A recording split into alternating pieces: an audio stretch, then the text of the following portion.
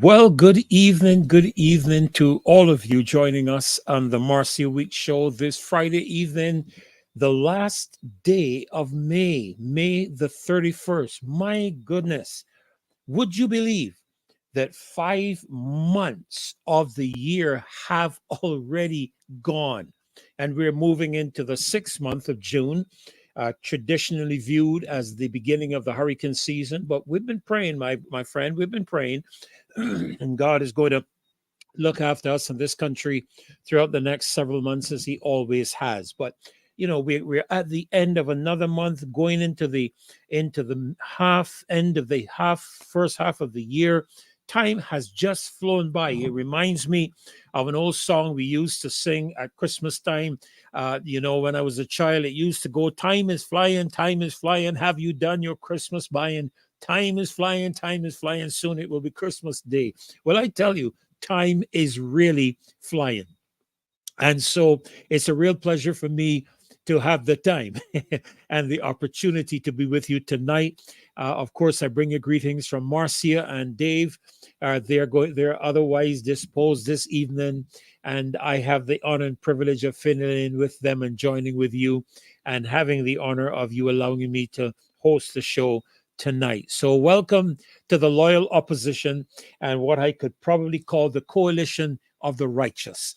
Welcome to all of you. Some of you have been on from very early, as early as 5:18. I see CG was on, and Queen B, good evening to you, 5:32. And it's so good to have all of you joining us again tonight. Fabian Yard, good evening to you as well.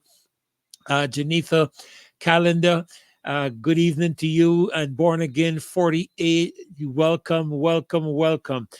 Just running down the line. Owen Hines, you were on 6616 from Philadelphia, the city of brotherly love. Good evening to you, Owen. And Nigel Carrington, good evening to you as well. Great to have you with us on the show this evening. Sylvia Rock and Sandra Brewster, good evening to you as well. Cynthia Thorpe and Janine Butcher. A pleasure to have all of you. Michael Jilts, Junie Rock, Peter King. Good afternoon, Barbados. Good afternoon, Marcia. Good afternoon, Righteous Coalition. Good afternoon, Peter. Pleasure to have you with us tonight. Just in time. Great to have you too. FX Trading, BB and Patrick Green. Good evening to you as well. Patrick King. A pleasure to have you joining us. Mystic Angel, Jefferson Sobers, Llewellyn Eiffel, James Harden. You know, there's somebody I'm looking for because I cannot begin without the national anthem, really roll into the night without the national anthem. And I can't. There you are, Marcia. I was wondering where you were. You had me a little concerned just now, but good to have you. Good evening, Heathcliff. Great to have you with us again tonight as well. Marvin Allen and the captain, good evening to you as well. And may the force always be with us. Yes, indeed. Good evening to you, Jacques. And Sir Alfred Benjamin, my great good friend. You know, one day, Sir Alfred, I really have to meet you. You're such a faithful person. Good evening to you as well from Brooklyn, New York. And I'm looking for that person or persons that join us from the United Kingdom. Curran Williams, Ricardo Knight, Kenneth Norville, good evening to you. Vernon Garns, Lemuel Tug, Judy Jilts, Flo Joe Maloney, Nat Grant, good evening to you. Valma Thompson, pleasure to have you all with us. Sandra Franklin, great to have all of you. And I know there are going to be so many others joining us this evening. And what a great show we had on Wednesday night, and we're looking forward to a great show tonight. We have some special guests that will be coming on. Of course, Caswell will be joining us, and Heather will be joining us tonight as well, as will be Madam Maxine McLean. And I must say what an honor it is for me to be able to share the platform with such distinguished individuals. I've always admired and looked up to them, many of them, and I certainly have appreciated so much all that I have learned. I thank God I don't know everything, because if I did, I would be God and the world would be in trouble. So I am learning at every program. Of course, the programs that you don't see me on doesn't mean that I'm not on. I'm very often following them on YouTube. And if I don't get the chance to follow them, um, then I'll listen to it later on. Janitha Calendar, no, I actually didn't get the chance to see the military funeral today, but the mention that the flag didn't touch the ground, yes, I have seen several before, Janitha. And you are so correct. The flag is such a symbol of respect and honor for a country. And I'm reviewing, because I've heard a number of different excuse me, I've heard a number of different takes on this thing of the burial of the flag. I've seen several videos, but I'm going to review it a bit more and take a look at it and make sure, because as you know, on this program, we like to tell the truth. We do not share things here for simple political gain or anything of that nature. That is not the way that we operate on the Marcia Week show. We share that which we know to be true. And there are times that we have had to, take back something or apologize. The other night I was on, and one or two persons reminded me in the context of the comments that I would make, and so on. And I really appreciated it very much, because you do need to be kept on your toes. You do need to be kept on your P's and Q's. And so it's a real joy to have all of you doing that and keeping us in check, and that's what we want to do with the government. The government needs to be kept in check. And, I must say that there is a perspective on governance I no longer hold that I used to hold in the days gone by. But today, the position I have is a very straightforward and a very strong one. And that position is that government is, if I can call it, singular government, is our employee. And members of parliament are our employees. And the prime minister is our employee. The people of this country are the employers. We voted you in. We gave you the responsibility of looking after the interests of our country and not the interests of international organizations from the United Nations all the way back. We didn't vote you in for you to look after the World Health Organization, the World Economic Forum, the United Nations, or any other international agency. We voted you in to look after the well-being of the citizens of Barbados. And we trust you and trusted you to do that which is in the best interest of Barbados. And from what we are observing, that is not the case. You are not doing a very good job.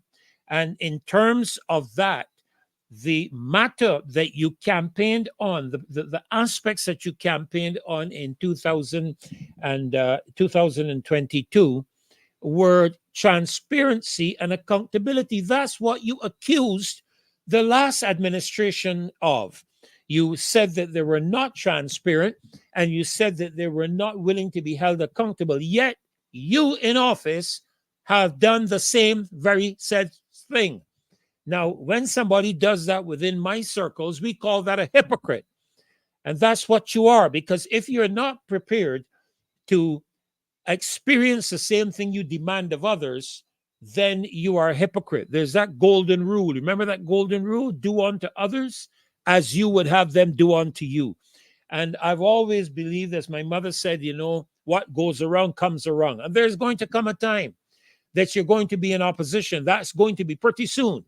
You're going to be in opposition, and you're going to probably suffer some of the same things that you're accusing of. Of course, if I have anything to do with it, I am just going to leave that, pass that aside, and forget all about it, because I am not going to be so stupid as to take on that nonsense when the greater well-being is to look after the interests of our country. So we are going to hold your feet to the fire. That is our responsibility. It is our right. It is our privilege. And we are not going to change that position. And so I just want to make that clear with us all this evening. So we're up to 406. As Marcia always knows, I am holding for that magic number of 500 so I can kick that national anthem into gear and let us hear it. Good evening to you, Marvin, Aline, and Lucinda. Kingman, good night. Ready? Yes, I am ready to march tomorrow. We'll be talking about that tonight as well. James Ford, great to see you on as well.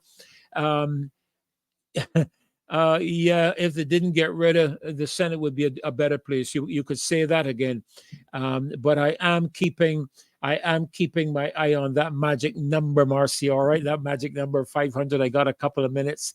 I'm looking at the clock here, but I might just go ahead and start it ahead of schedule. So, welcome more Steve and Janice Alexander, Hasbra, Wendy, Ford Griffith. A pleasure to have you all joining us again tonight. Judy. Oh, yes. Wonderful to have you with us again this evening. And we are looking forward to a great, great night. I was just looking at my schedule that Marcia has sent me, and we're going to be engaging some wonderful information tonight. Right off the start, we are not afraid. We'll be talking about that march tomorrow. We are asking you to bring donations for the fire victims to the march and the rally this Saturday. Oh, no, sorry. I was just looking back at an old flyer. I am sorry. No, tomorrow, June the 1st, in March. Well, you can still bring your donations because those victims of the fire in Wellington Street, I'm sure, will still be in need of assistance. All right. So let's hear the national anthem of the country of Barbados, our beautiful nation, and we want to honor and respect the country tonight. So, ladies and gentlemen, the national anthem of Barbados.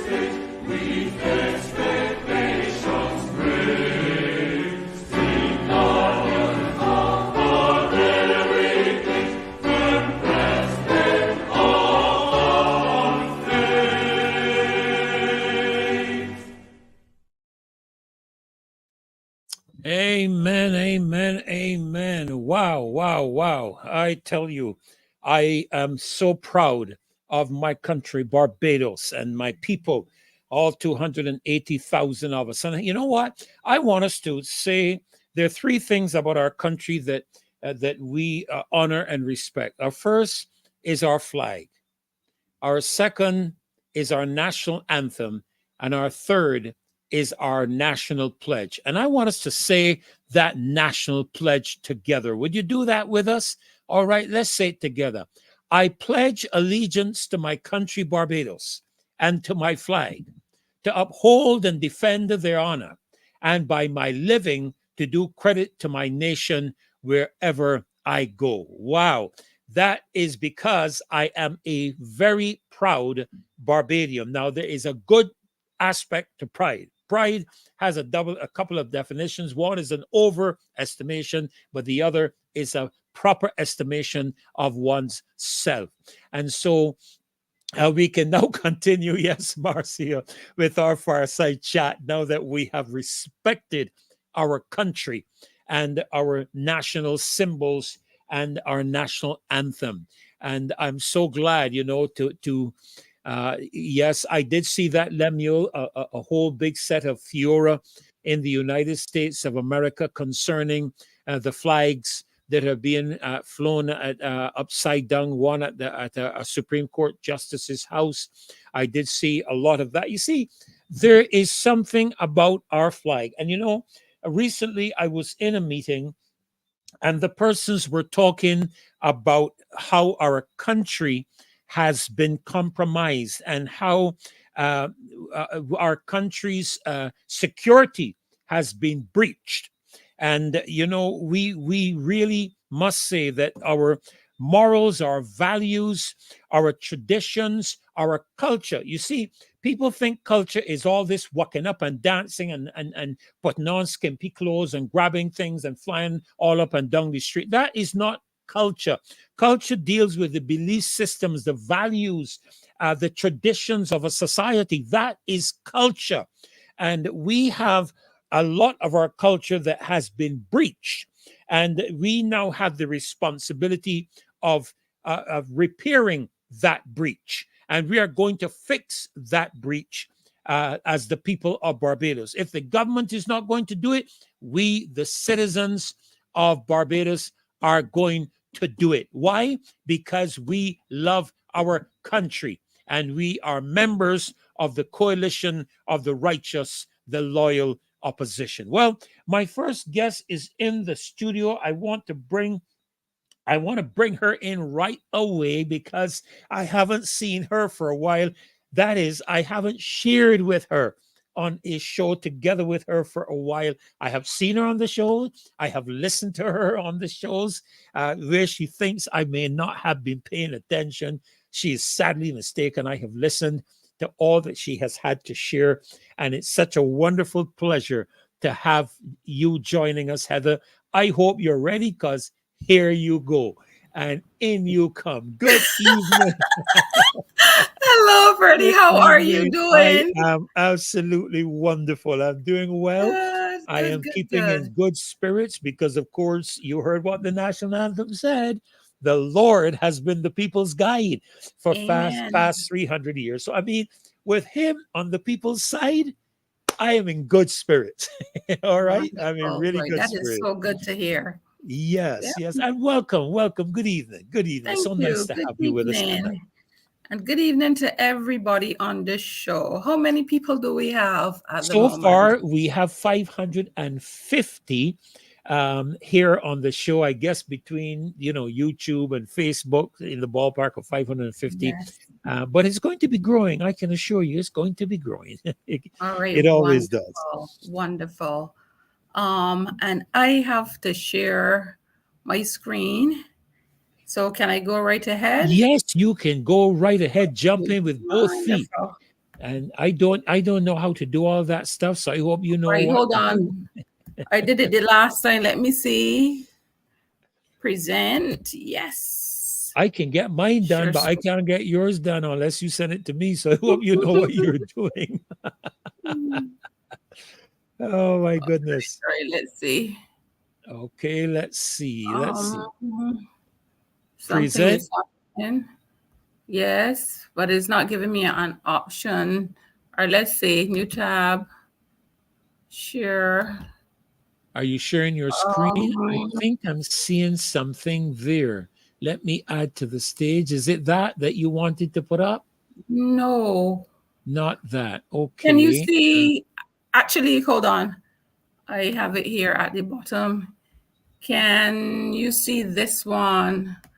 I think I have to, can I go back? That's a good one. Let me stop screen. Let me try again. So let me Okay. put up my PowerPoint presentation first. One moment. PowerPoint. That you'll be doing from your computer, right? Yes. Okay. All right. And now let me go to StreamYard. Where are you? Oh, there, you had it right the last time. If you put me in it, it's monkey handling gun. Oh my God, what is happening? Not that, not that. All right, not that. All right, let me minimize it and see if I'm gonna get it this time around. So presents. While you're doing that, just let me welcome a couple of others. Sandra Dixon is in tonight, and Wayne Austin. Great to have you. Carson Cadogan, Jabard Darrendale. Wow. Okay, Easy D. I was wondering where you were. Good to have you, Easy D, back in. How are you getting through there, Heather? Are you getting through all right? All right, one moment. Present. Okay. Peter, can you see? Nothing yet, just you. All right, share screen. So you go to present, and if you're doing a PowerPoint, you would have to select slides, I think. Select slides. Okay. I believe so. Present. And then it will ask you if the slides are from Google Slides or your computer or where. And you would be able to tell it from your computer. And then I guess you can select what file on your computer you're looking at. Right. I did it before.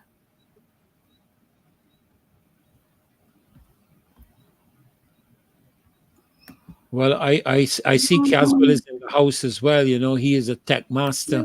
He might be able to help you. I don't. If not, I will have to. If not, I will have to. All right. Do you have it? Do you have it in WhatsApp or anything like that? I can share it. I'll share it then so that you can. All right, take a look at this because this is coming up under your name all the time. That's coming up under your name. What is coming up? That image you see on the screen there. Oh, I am seeing that under your name. All right. As a share. We can see a 50%. We can see a 50% sale. I don't know. Let me go through it then. Let me talk through it because that may be better. Or what you can do, let me tell you what to do. Do you have it in an email? I can send it via email. Yeah. Why don't you send it to me via email? I'll put my email address in the chat. And you can send it there. Okay. In our group, I'll put the email address there. All right. Okay, but you can go ahead and share. All right. Let me talk then. It'll be maybe I'll just talk through it. All right. If persons can remember the last time I was here, I was providing some evidence on police surveillance and detention in Barbados. Yes. So to give a quick recap of that, I was looking for evidence. And one piece of evidence was the Bar Review Association. And they too wanted questions answered. Actually, they wanted the public to have these questions answered by government. And there were 4 questions basically relating to how the police would know that people have or are intent on doing something that would have required surveillance. And they wanted to know if they would have, for example, have monitoring being done by providers like Flow or Digicel or something like that. So that was one example. And the two questions that I had looked at were number 18 and number 14 in the Bar Association's review, number 14 and number 18. Yeah. And then I had looked at the estimates of revenue and expenditure, and under head 30, which is for the Attorney General, under police services, there were some instances where there were increases in costs that were cause for concern, in my opinion, and increases in maintenance for property and in operation expenses. And also there was a new building that is being built under this head as well. And in addition, the services of the police went up substantially, especially in terms of personal emoluments. For this financial year, it went to, the total personal emoluments went from, I don't have the previous year right here today, but it's now about 80,000 and 80 million, and some odd dollars. So that went up significantly. And my next set of notes said that the notes for the entire head said that the police, or the increases, were to provide for purchases of air conditioning units, which was not a concern on its own. But then it went on to say that they were also providing for the purchase of electrical, telecommunications, photographic, computer hardware, security, and workshop equipment and devices. And also they wanted more furniture purchase, as well as network racks. And also one which really stood out and should be a concern for everyone was the purchase of policing software. So that is directly linked to police surveillance. So, and there is an asset under construction to, I guess it's being built this year because it's in this year's estimates for the year, the financial year 2024 to 2025. And the cost is $6 million. So they are definitely building something, which I presume is either on its own a surveillance center or surveillance and detention center. We have no idea, but the public must be vigilant because something is being built, and that is a lot of money. And in addition to surveillance and detention, I also wanted to bring the public's attention to a Politburo. And some of you may not be aware, but it is used, this is a type of system that was developed in Russia. And I will read the information that I had. It says a Politburo in Russian and Soviet history, the supreme policymaking body of the Communist Party of the Soviet Union. It was called a Politburo. And the Politburo existed until 1990. At least that under that name, it existed until 1990. And it exercised supreme control over the Soviet government. In 1990, the Politburo was enlarged and was separated to a certain degree from control over the Soviet government. So it is as though the Communist Party created the Politburo and it became a separate entity apart from the government. And I think that this is where we are headed. And I have some specific questions and, I guess, information to share that will cause people to question exactly what is happening in Barbados in terms of the direction we are headed. And the first bullet that I had says that the Politburo is a political administrative arm of the party in power. So this is separate from the government of Barbados. So for example, the BLP could have a Politburo or the DLP could have one, but the BLP is the party that is in power. So my My allegation is that this is what will be formed, a Politburo. And what this does is that information on all aspects of the citizen's life from cradle to the grave is contained in the Politburo. And some of you may recall that the Politburo in Russia also had a policing arm, which they call the KGB, right? KGB, yes. Exactly. Remember it very well. All right, good. And I wanted to bring people's attention. I'm not sure how many people may have known this, but the BLP has started collecting info on the electorate since Prime Minister Arthur's time. And I'm not sure if that project was ever rolled out, but I know that it was started.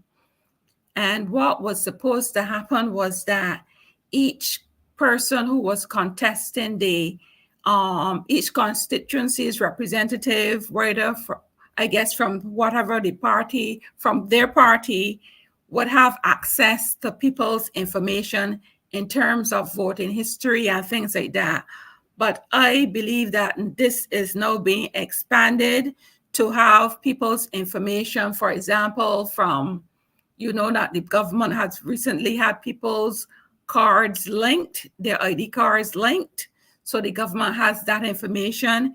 It has your land tax information. It has your hospital information. The government has all types of information on people. And I believe that system is being rolled out now to collect information on people from government departments. So bear in mind, the Politburo is separate and apart from the government. It is the political party's administrative arm, okay? So the political party's administrative arm will be collecting information on citizens, and they are pulling all of this information from government departments. And to go back to that system that Mr. Arthur started, each representative or potential representative would have had information about the people in the constituency, their voting habits, how they voted and things like that. How many persons in one household, how the village, for example, would have supported one party. So they would have a tally. They would have an idea going into a general election of how many votes to expect, how many unsure votes, people going that may go either way they would have, who are definitely supporters of the opposition parties and so on. So they would have an advantage going into an election. However, only the person at the top, which I presume would be the prime minister or somebody near to him, would have the information on all the people in all constituencies. And to get an idea of what this will be like is that all of your personal information would be exposed. It is a privacy issue, and something like this should never happen in Barbados.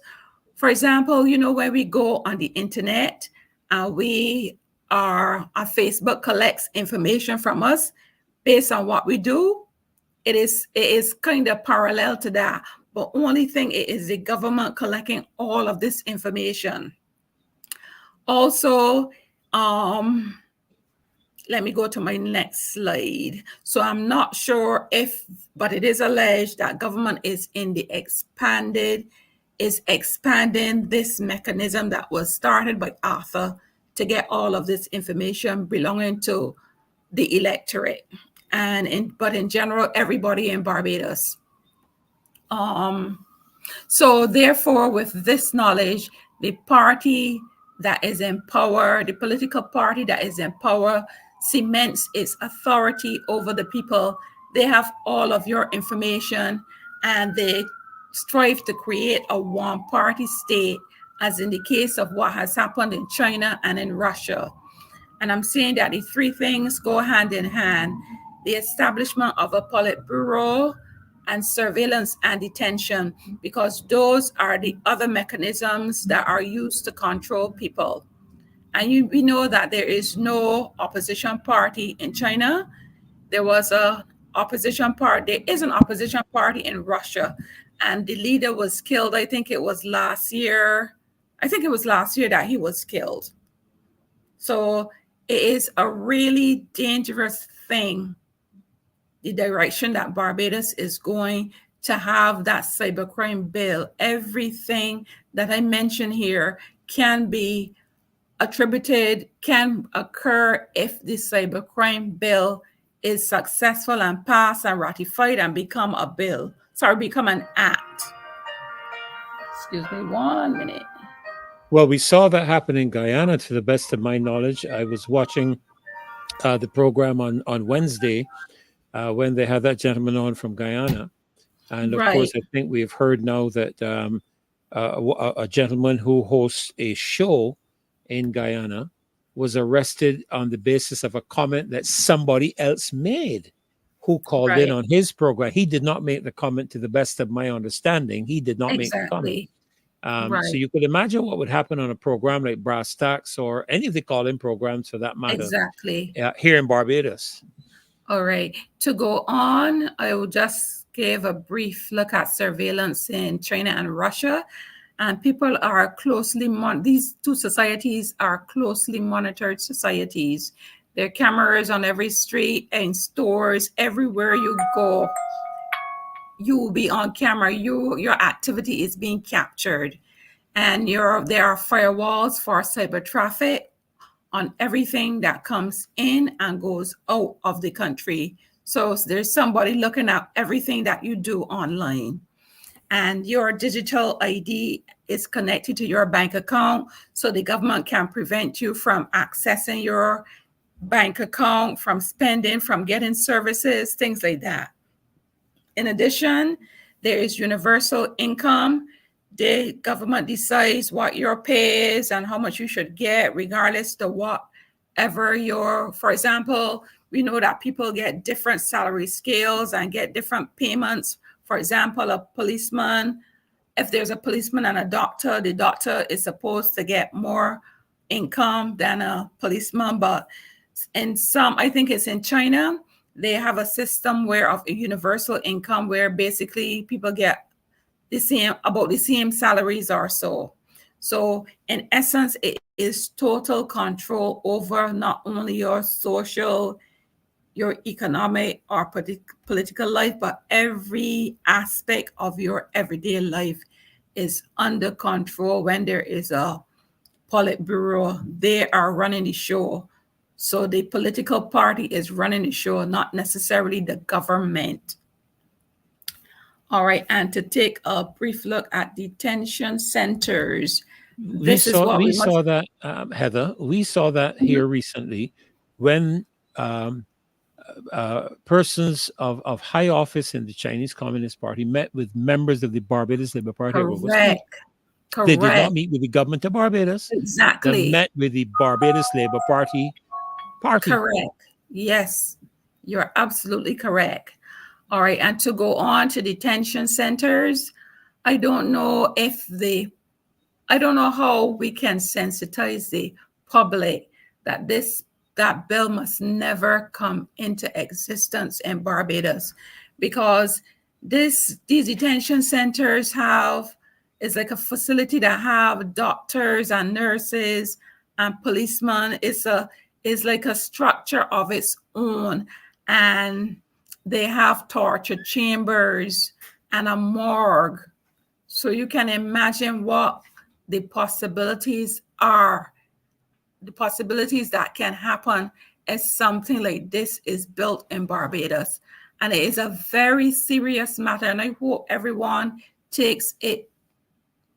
really pays attention and takes this seriously, because it's not a laughing matter at all. Because the person who consented to the bill, I don't think they read it. And if they read it, I don't think they read it, because we have about 7 or 8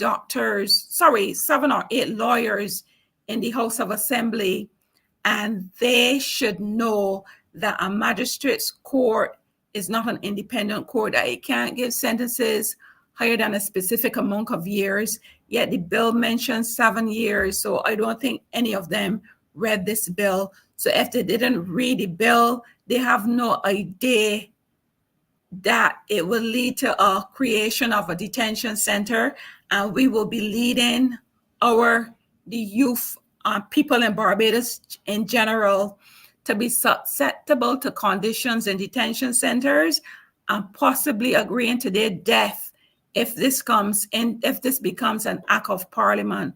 So it's something that I never want to see happen in Barbados. And we all know about, well, you can go online and do research about waterboarding and various types of torture. I remember when there was a facility I think it was in Cuba, when the US had some detention center in Cuba. Still do. Right. And after a couple of years, there was an inquiry into the treatment. And it was people from the Middle East who we think were suspected in 9/11. There was an inquiry into how they were being treated, the kind of tortures that they were exposed to, and waterboarding was one of them. Yes. But that's just one example. And basically, that is all I have to present tonight. But I want people to really stop and think and consider if this is something that they want for Barbados, because it's definitely not the right direction that our country should be headed into. So bear in mind that if the government is so close to the Chinese National Party, it seems that they want to create a small China in Barbados. And I don't know nobody knows where this will go. So it's best not to have that bill at all. And that is my opinion. Not at all. Well, Marcia, Marcia, you are definitely not Marcia. Heather, thank you so very much for the presentation that you've made. I'm so sorry we couldn't get the slides up, but let me say this, I think people have to start putting things together, because sometimes the things that we say may sound far-fetched. As a matter of fact, some people may even want to term it conspiracy. Yes. But, I have a video I'm going to show tonight. I don't know at what point in time I will show it, but it is the lady, Degard, I think is her name. Her name is Ursula von der Satan. Oh, dear. I hope that's her name. European Commission President. And she is speaking in Copenhagen earlier this month. And she's talking about pre-bunking and not debunking. And she is saying, technically, if I can paraphrase what she's saying, is that we have to stop information being circulated before it starts to be circulated. Wow. So in other words, she's calling on governments to establish a criteria that will make it impossible for anybody other than the government to authorize or share information. That is the United Nations and the European Union target. So when we hear a comment like what she has said, listen to this comment. Research has shown that pre-bunking is more successful than debunking, and she likens it onto vaccinations. Wow. And she's saying that we don't wait until we contract a disease. What we do is we take preventative action. And she is promoting the idea of governments taking preventative action. Now, Heather, you know that the biggest circulator of misinformation, disinformation, and false information over the past 3 years have been governments. Yes. And it has been the mainstream media. And the evidence is now coming out. The Supreme Court is ruling in favor of citizens. They are bringing and holding the pharmaceutical industry over the coals. There are multi-billion-dollar lawsuits that are lined up, class action lawsuits that are lined up against Pfizer and Moderna and AstraZeneca.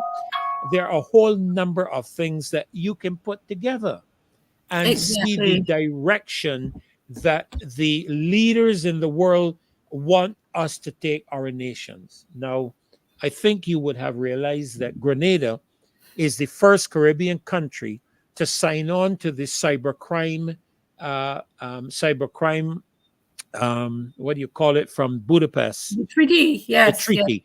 Grenada yes. is the first Caribbean country. And people sometimes may think that we are against everything in the cybercrime bill. I think there's some very good things in the cybercrime bill, but these aspects that we treat far outweigh the good things. And we've seen it now happen in Guyana, and there is a close connection between the leadership in Guyana and the leadership of Barbados and the leadership Yes. of the Chinese Communist Party.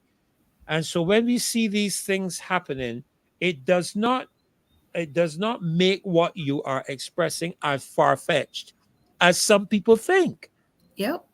You see, because we know what happens in China. As a matter of fact, while you were speaking, I looked up on the internet and I observed that China has 700 million surveillance cameras. Wow. One surveillance camera per 2 people, because their population is 1.45 billion.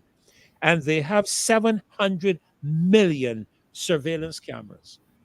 We recently heard, I believe it would be the government agency that deals with the registration of vehicles and so on, talking about how they are now going to start surveilling vehicles on the road to ensure, that your insurances are paid, because there's supposed to be a little sticker that goes on your registration, on your number plate, I believe it does, to indicate that your vehicle is covered and so forth.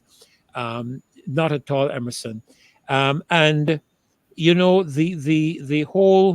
the whole aspect of surveillance. You drive the highways of Barbados. There's certain cameras on the highway of Barbados that are facial recognition cameras. I don't know how many people realize it or don't realize it. If you look at some of the cameras at the traffic lights on Calamar Rock, there are really traffic cameras, little slim white ones that tend to just monitor the movement of traffic. But those ones that you see on the highway that look like an alien, they have a big black base. Those are facial recognition cameras. Those are surveillance cameras. And I'm getting this from people who are in the know. So what you're saying is not as far-fetched as people believe, because a young man in one of the Barbados Labour Party constituency branch meetings talked about having to protect the ministers. You remember that statement he made? I do, yes. And you remember not a single authority or hierarchy of the Barbados Labour Party distanced themselves from the statement. Right, and they didn't deny it either. And they didn't deny it. Mm-mm. So clearly, on the basis of what we are hearing coming out of the European Union, on the basis of what we are hearing coming out of the United Nations, this whole aspect of surveillance is not far-fetched. It is absolutely real and positive. When I say positive, real and present, let me say real, what it is, real and present danger. Is that how they refer to it? I think in the United States, they talk about, what is they talk about again? Something, I can't remember what the terminology is now, but even in the United States, there is an increasing resistance, and I'm sure you know about this, Heather, to the invasion of privacy. Exactly. It is. You have to do it. It is under serious criticism, both in Congress and in Senate and in the Supreme Court. The whole matter of surveillance is being hotly debated in the United States, and as a matter of fact, it's not supported in the United States by Congress, and I don't believe by Senate either, because when you watch these Senate hearings and the congressional hearings, you can hear the authorities being dragged over the coal for the invasion of the privacy of the citizens of the United States. The government here already has too much power, so yeah, any step further is downhill. And the ones here don't have enough power. Well, listen, Heather, I see Caswell is in the back room. I want to bring him in because I'm sure he will have some comments to make. There is my good friend with his wonderful youthful smile, Mr. Caswell Franklin. Good evening, Caswell. And good welcome evening. to the Marcy Good Week. evening. Thank you for having me again. Good evening. You know, and and good evening to all the people out there listening to us on YouTube and wherever. You know, just to mention my youthful smile, only today I was telling someone, you know, that when I was a little boy, you know, people who were 65 years old, most of them had 2 teeth. You know, Yeah, see, you you see, know, right? They're more than two. you know, Yeah. the comment useful might work. Anyhow, Good to have I you. want Good to to make have a you. couple comments. You know, I just want to tell Heather one thing. That Mhm. program started by, they said started by Owen Arthur, where he was gathering information. It wasn't started by Owen Arthur. Owen Arthur was reviving it. Okay. That was started by Tom Adams way back in the 80s. Maybe died in the 80s, because, or probably even before. Because when Tom died, I was the vice president of St. Thomas branch. And we inherited Tom's records. In those days, we had these little cards. And Tom had a card for every person in St. Thomas. Every person on the voters list. And that list had how the person voted in the last 3 elections, how they're likely to vote the next time. And what Tom used to do then would have been to sit down, and he would take a pile and say, well, these are my votes, these are the damn votes, and these are the people I gotta go after. You see, these are the not committed ones. He did it for Owen Arthur back in 84, when he was beaten by 1 vote by Sybil Leacock. Sybil Leacock. Yes, I remember that. And the courts overturned that election because there were too many flaws, and the court ruled that that election could have gone either way, but for the errors that were made by the returning officer. So the court the court ordered a new election. So what Tom did, Tom sat down and got his system that he used in St. Thomas, and he implemented it for Owen Arthur. And it showed Owen, I think Tom came, when Tom finished, Tom had how much people Owen was won by. I think it was about, Tom was only about 5 or 10 votes short. It was a scientific thing, but Tom used cards.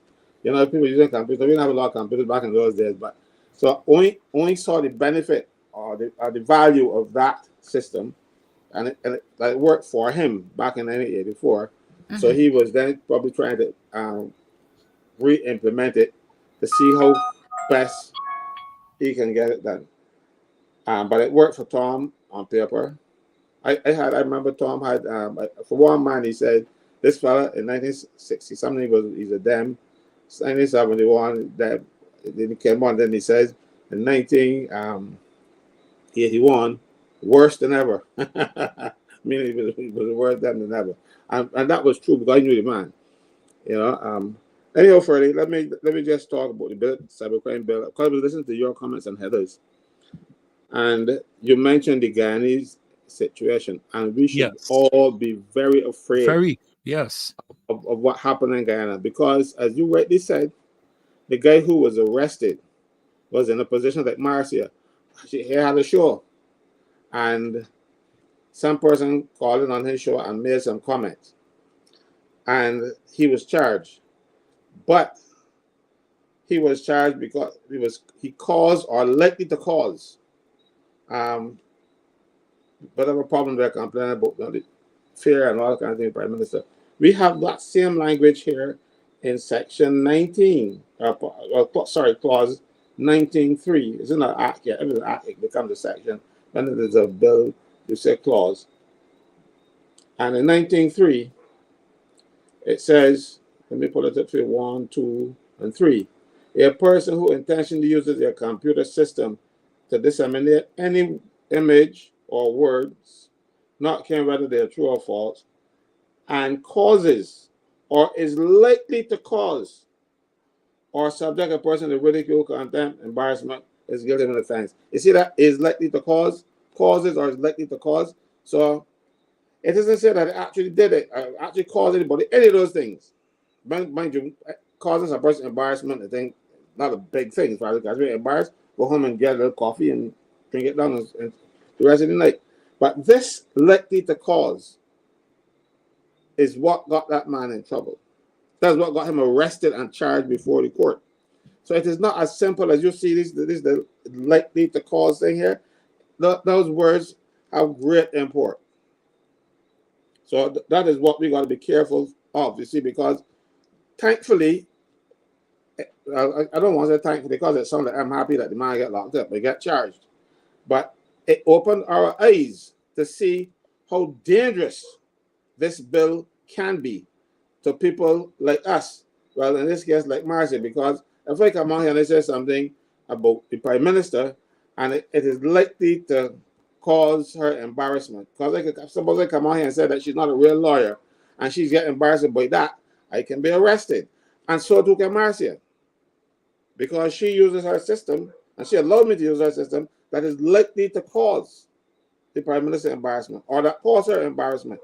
So, you see, why we have to continue to march against this bill, why we have to continue to protest, because because this is a similar clause as in Guyana. This is nothing in Guyana, things and special. Everything that they have, we have. So look out. They're coming for you. They're coming for Marcia. They're coming for you, Freddie, Heather, and don't feel that you're safe in the States, because the bill also has a clause dealing with you. It says that if you are a Barbadian citizen, wherever you are, and you post, so you can get out there and post things, but it doesn't matter. You can come home. If they don't get you extradited, you can come home and visit us. That's just how bad this thing is. And they just better open their eyes and see how dangerous this government can be, because we didn't elect a government to terrorize us. That is the furthest thing from our mind. We thought the last government was bad and people wanted to get rid of it. Well, we have now shown that this government is worse than any government that we've ever had. And we should be working toward getting rid of them before they get a lot of us up in jail. But I'll talk about jail later. All right. Next thing, Freddie, that you mentioned, you said there are some good things about the act. I don't care what you tell me. The good things in the act were only there to make these nasty things palatable. But don't forget what I said. I said there's some good things in the act, but the bad things far outweigh. Yeah, I understand what you're saying, you see. Okay. But those good things you mean they're a distraction? They're a distraction because they already exist in legislation. Yes. They are already in the Computer Misuse Act. So the child pornography and bullying and all that kind of stuff, they are there already. So why do you want to repeal them and then replace them in this new piece of legislation with the terrible things? Those things are desirable. We want to have people who trouble their children. We want them locked up, or worse. But it is already there. You can use that legislation to prosecute those people. However, when you got something that you want to do to us that is nasty, and I say nasty, you can say nasty all the time, and you want to make it palatable, you put something good next to it, and it becomes because I heard two of the ministers of government get up and say that if we oppose the bill, we opposing a bill that will prosecute people, that will lock up people for child pornography and all kind of stuff. That minister knows better, but he was lying. Sorry for again. I say lying because I'm not diplomatic. I don't have this. You mean they were not telling the truth? Yeah, but that too.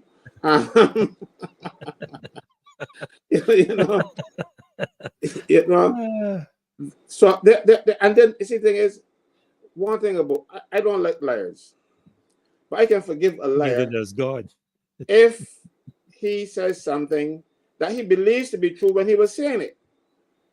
Mm-hmm. But when those ministers were saying what they were saying, they knew it was untrue. I got that word good, ready? I was going to say that was a damn lie. But they knew it was untrue when they were saying it. So Heather, training him good. Heather. Right.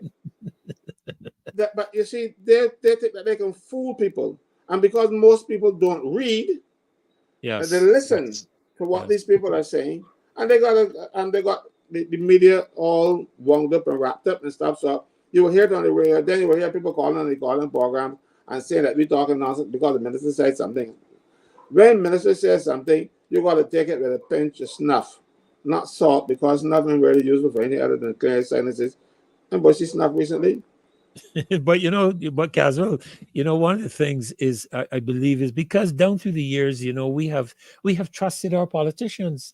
That's why a lot of people don't read. They've trusted the politicians with what they've said. But may I make a quick comment? Do you remember the leader of the opposition asking one of the attorneys in the Joint Select Committee regarding an aspect of the cybercrime bill collecting information? You remember that question he asked? And the person said, the attorney said that it was only for collecting information and nothing else. I can't remember the full context of the statement.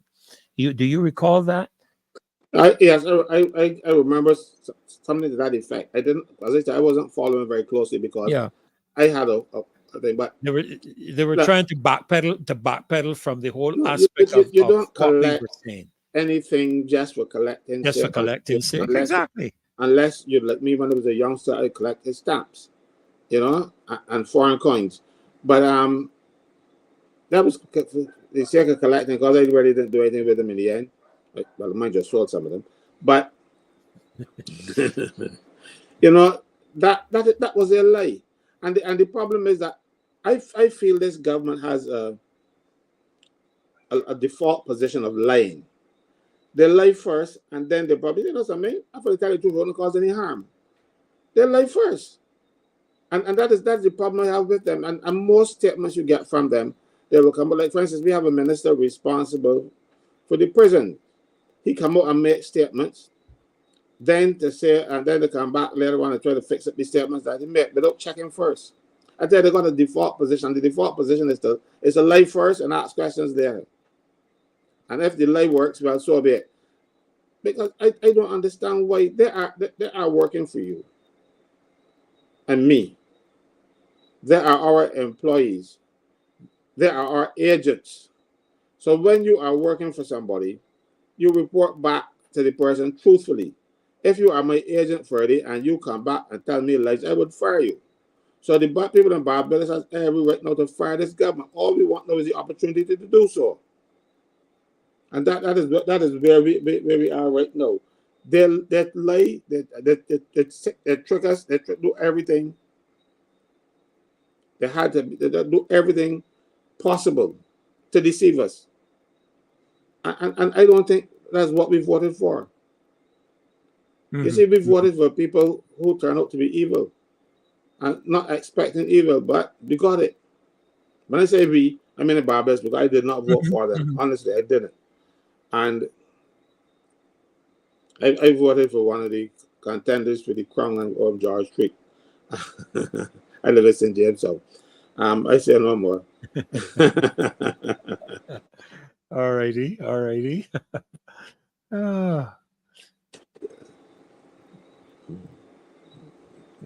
I would have sent you 2 sets of images. One, the last one I sent you is the list, the food list for the prison. Right. Let me see.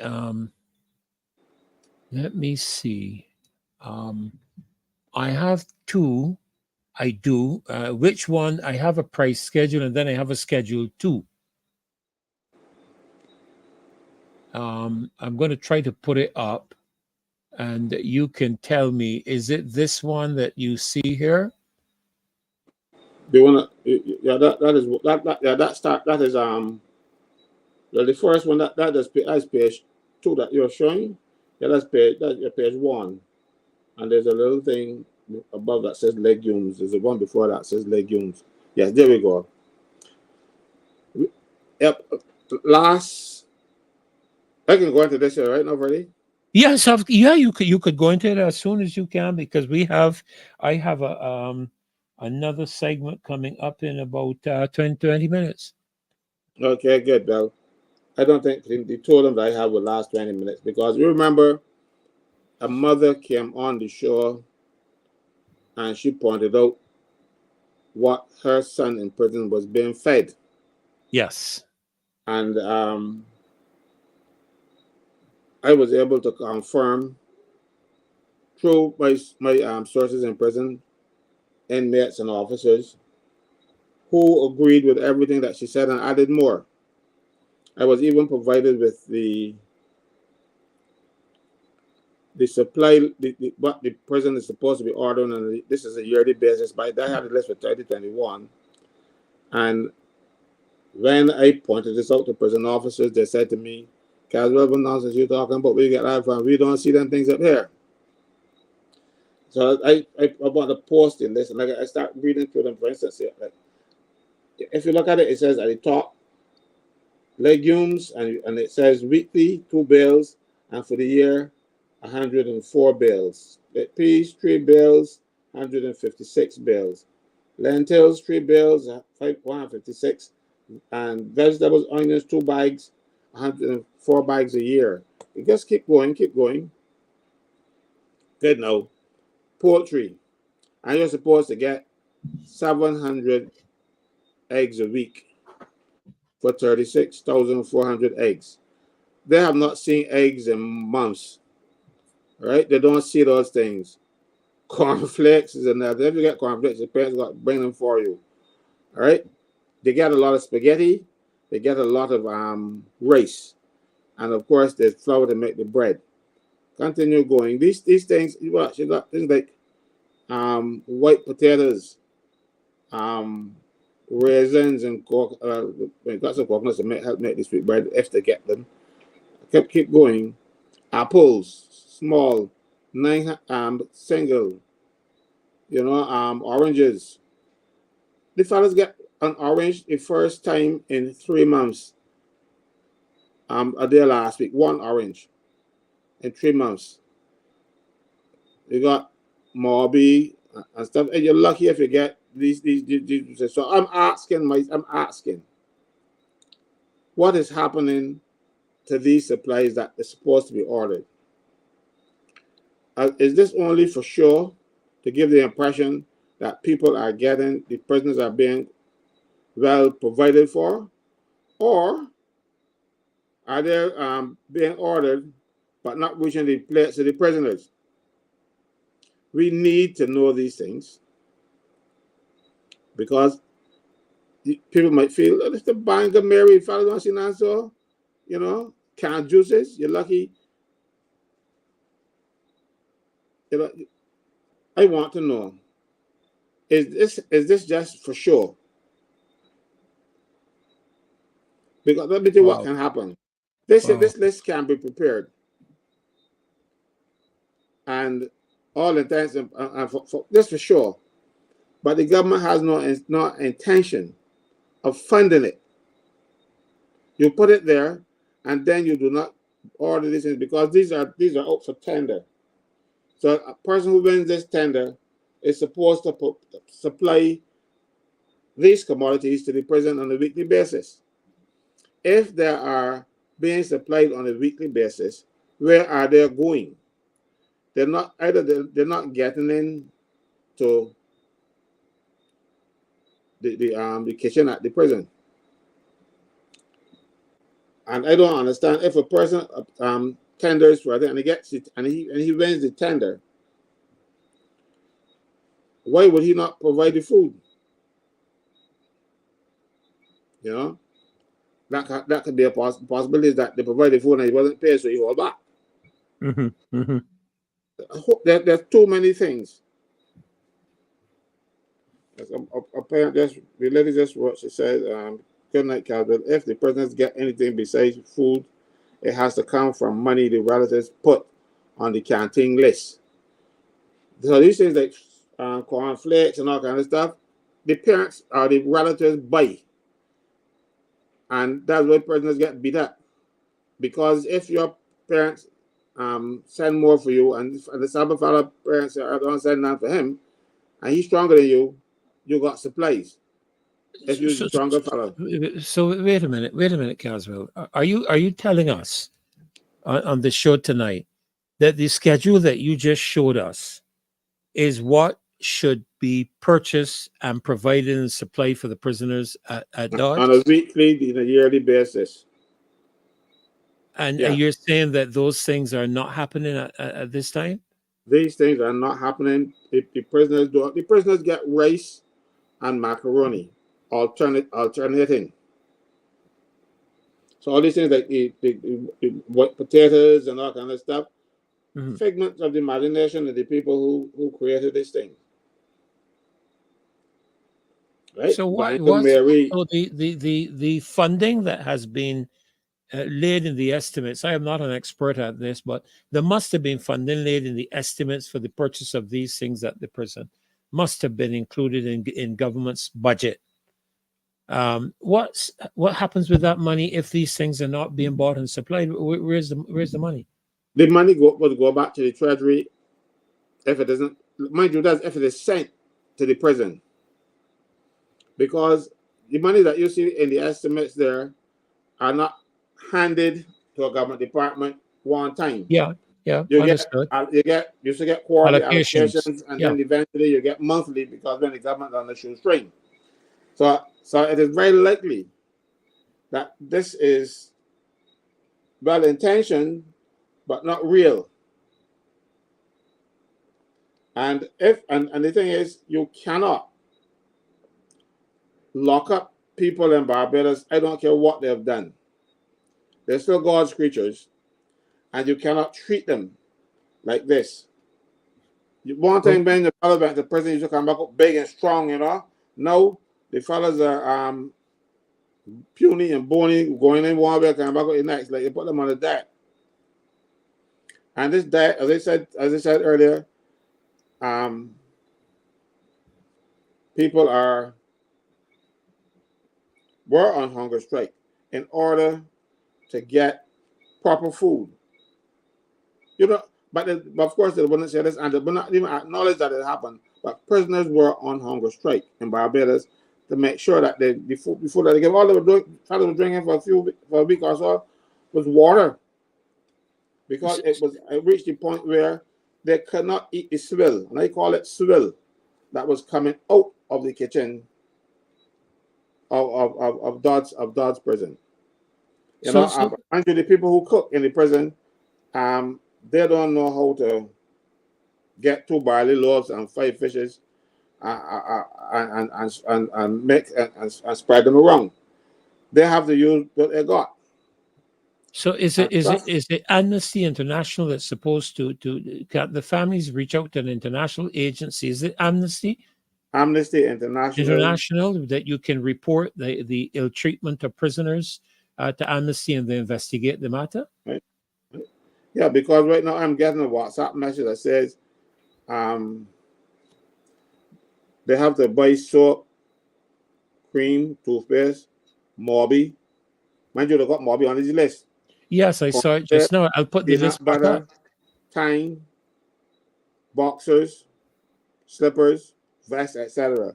And the peas are boiled together, and what they are now being served in place of meat. So instead of getting some meat out of the oven, I'm asking for prime rib, but at the same time, I don't really feel that you should do this to human beings. The government has to come out and speak to this, because what they're doing to those people up there will only make them angry. When they come here, you left home, you might be working or you might not be working, but certainly your mother can feed you, because of what's happening in Barbados. A lot of mothers take care of their children because sometimes they can't get jobs. And sometimes these fellas are so embarrassed that the mothers got to feed them all the time. They go and try a little thing and get locked up, and they end up in jail. And then they end up in jail getting this. I am sure no parent of a prisoner now could be telling you that they are happy. Passed by the Dodge prison anytime soon. you will see all of that land surrounding the prison. It is fenced in. And remember, Dawes was built on old plantation land, so it's arable land. So you can do a lot of things. You can build it. You can plant food, yams, sweet potatoes, and that kind of stuff. You can build a big chicken pen and buy and supply the prison with chicken and eggs as well. You know, so what is happening there? What you just leave the prisoners to fend for themselves. You know, I heard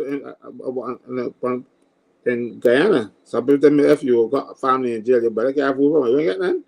And this is where we're going, because these people have to go and supply food, put them on their canteen list. And I don't know, they're telling me too that when you buy this stuff from the canteen with the money your parents put on it, that when you look at the expiry dates, they're long gone. So these people are sourcing, and they get most likely getting them cheap because they're supposed to be dumped. So you buy them and carry them to the prison and feed them to human beings. And the prisoner who's getting his cornflakes that should be dumped is better than we had before, so you can eat them. And we don't need an inquiry. We need somebody locked up. We need somebody to go in prison. Because this is cruel and inhuman punishment to these people who go to, you know, you cannot dehumanize a fellow to that extent where you feed them like this and expect them to come up rehabilitated.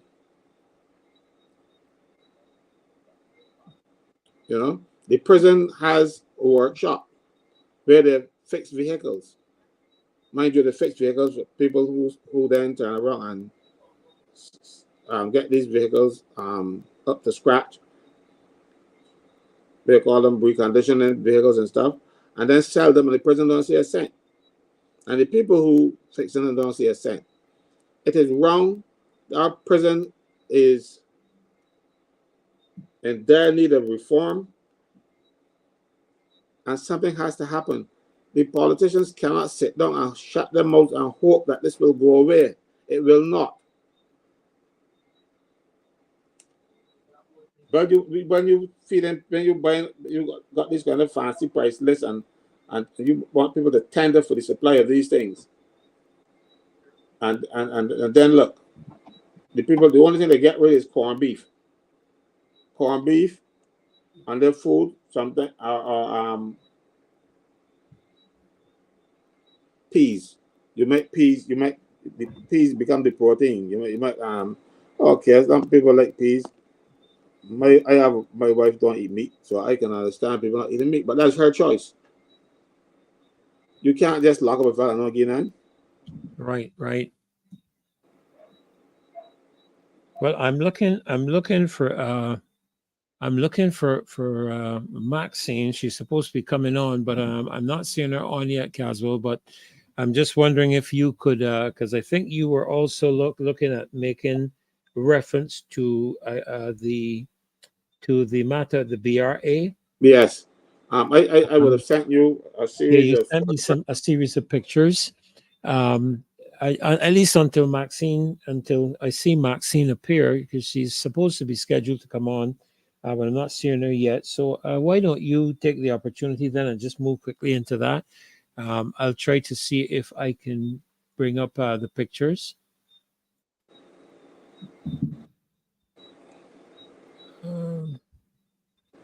These are pictures. If you look, but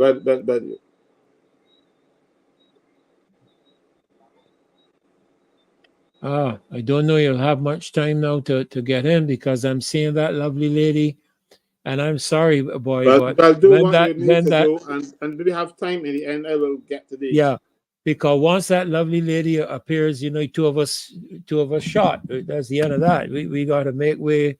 We got to make way. That smile, that enchanting smile, Casper. That enchanting smile. I mean, she's not even on the screen yet, man. And you know, folk, you know who we're talking about, and I trust that she's ready to bring it, because I'm going to bring her on, because I don't want the loyal opposition, the coalition of the righteous, to miss this lovely smile. So Oh, welcome very back. good, Maxine. Well, we were waiting for that, and we got it now. We're not Yes. disappointed. No, we are not disappointed. And you have to unmute. You can't be laughing like that on your own, so that we are not able to hear. We want to hear the laugh. Good evening, Caswell. Yes. They allow me to put back on my face now. So I can turn back on the camera. Oh my goodness. Yes, we missed your face on Wednesday. I just heard the voice, and I said, Good evening, Heather. Heather's left us. Yeah, Heather has another engagement, so she's had to run off. Yeah, because I was listening earlier, and let me thank you. It's nice. Well, I've been on, but you weren't seeing me for a good reason. And for those who are wondering, these are my mother's eyes that I inherited. Wow. I inherited. Okay. So I'll try to open them, but that's when I smile, they disappear. Yes. I'm happy to say, for all those who were inquiring after me, my procedures seem to have gone well. I'm seeing. Praise God. And I actually drove yesterday all the way to Christchurch. Great. Wonderful. So that you that give was me hope. Yes, that was a test drive. And it allowed me also to observe some of the things that I might talk about. Well, certainly I'm talking about tourism growth. And I believe that in talking to Marcia today, somebody heard me in an exchange with the Minister of Tourism on brass tacks, because he was the guest of the moderator today. And I thought that I would ask a couple questions. I spent more than a decade involved in the cruise industry, which is an important part of the tourism sector.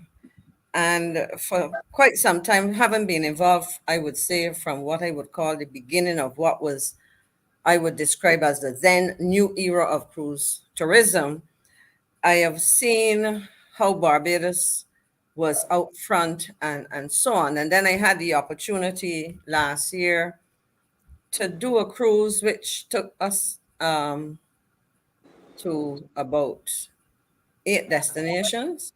It was a 2-week cruise on what was then the ship that was being named in Barbados. That I didn't know that was the case at the time. A schoolmate called and said that there was a special, and having spent so many years in the industry and not cruising, I thought it was a good opportunity. Now, I mentioned that because having gone to several destinations, including Antigua, St. Kitts, Tortola, a number of English-speaking islands. We went to Martinique as well. St. Lucia was included, Dominican Republic. I kept commenting to those with whom I conversed that from the perspective of arriving, departing and arriving back into Barbados, the contrast to some extent was something noticeable and of concern to me, not only as a Barbadian, but as somebody who was involved in that sector in terms of the cruise facility. I would have served on the board of Brisson Cruise Terminals Inc. from the time the company was set up until I had to resign in January 2008. And for me, Barbados was the go-to place. And the minister used the word a marquee destination. And while he cited that and argued that we have all, significant cruise lines coming in, and all of that is true. And it is because that is true that we have long been perceived as a major pillar in the Southern Caribbean itinerary. That is, that's how they describe where we sail. I was very concerned when I contrasted, and I use the word deliberately, when I contrasted the appearance of our facility with all the improvements that in some islands I didn't recognize them, having been to all of them except Tortola. I'd been to Tortola. I think I'd been to every one of them. And so for me, when I looked at that, my concern is, how do we sustain the reputation that we have?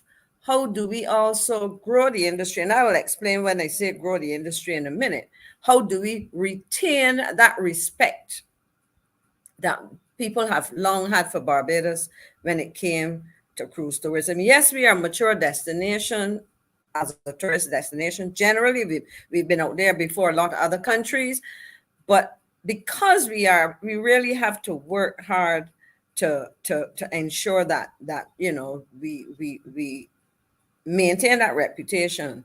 Now, I asked the minister about the situation that exists now, because for those who do not know, what I call the new era, well, it isn't so new because it goes back to the 1990s, but when we had the major renovation and the creation of what now is the cruise facility as we know it, there was an initiative that was a joint, we hear about public-private partnerships.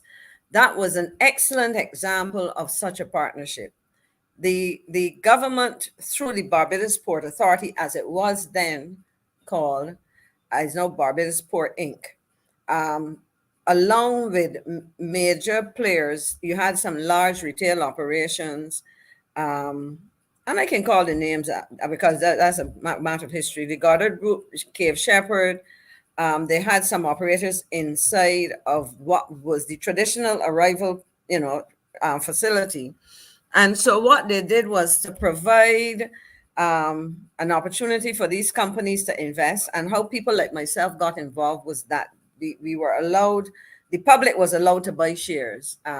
It was a relatively small group of people eventually who, I think it was less than 200 people. I don't know if there was a lack of interest or it was first come, first serve or whatever. But that operation was very well run. It did, excellent work in terms of promoting the sector, and government as the single largest shareholder would have benefited significantly because they were receiving rents because the facility is part of the port. So the company, even though, the government was a shareholder, but they were also the landlord. And so they would have been the single largest beneficiary from what over the years was a profitable company. Fast forward to 2021, I think it would have been January 2021, 22, 23, or end of January, the end of 2021. Is either the beginning of January 21 or the beginning of January 2022. I don't keep dates in my head well enough. But government took over the operation. So the company, the Bridgetown Cruise Terminal Inc., as it was, ceased to exist. It was finally wrapped up recently, completely. And government now has responsibility. Now, my concern is that when it was the private company in which government was a shareholder, or, that commercial operation, people could get information. There were annual reports, so you could see what was the performance, etc., and so on. Since then, I have not heard anything. We hear about airlift and the catastrophes of Cayman Air, for example, but we have not been getting real serious updates or information being shared on the cruise industry. And I raise that because if you go and look at the research, there's where we talk about tourism growth. If you look at the research, you would note that there's significant projections in terms of the cruise industry. There's a report that I came across this afternoon after I spoke to Marcy. I usually like to go and do some reading. And there was a National Cruise Development Commission set up by the government of Barbados. I believe it would have been set up, it was set up in 2018. A new dawn for cruise tourism in Barbados. That was the final report presented in February 2019. And, it shared some interesting statistics. For example, in 1980, the cruise market grew in this area from 1.4 million to 25.8 million passengers sailing what you call the Caribbean, this region, in 2017.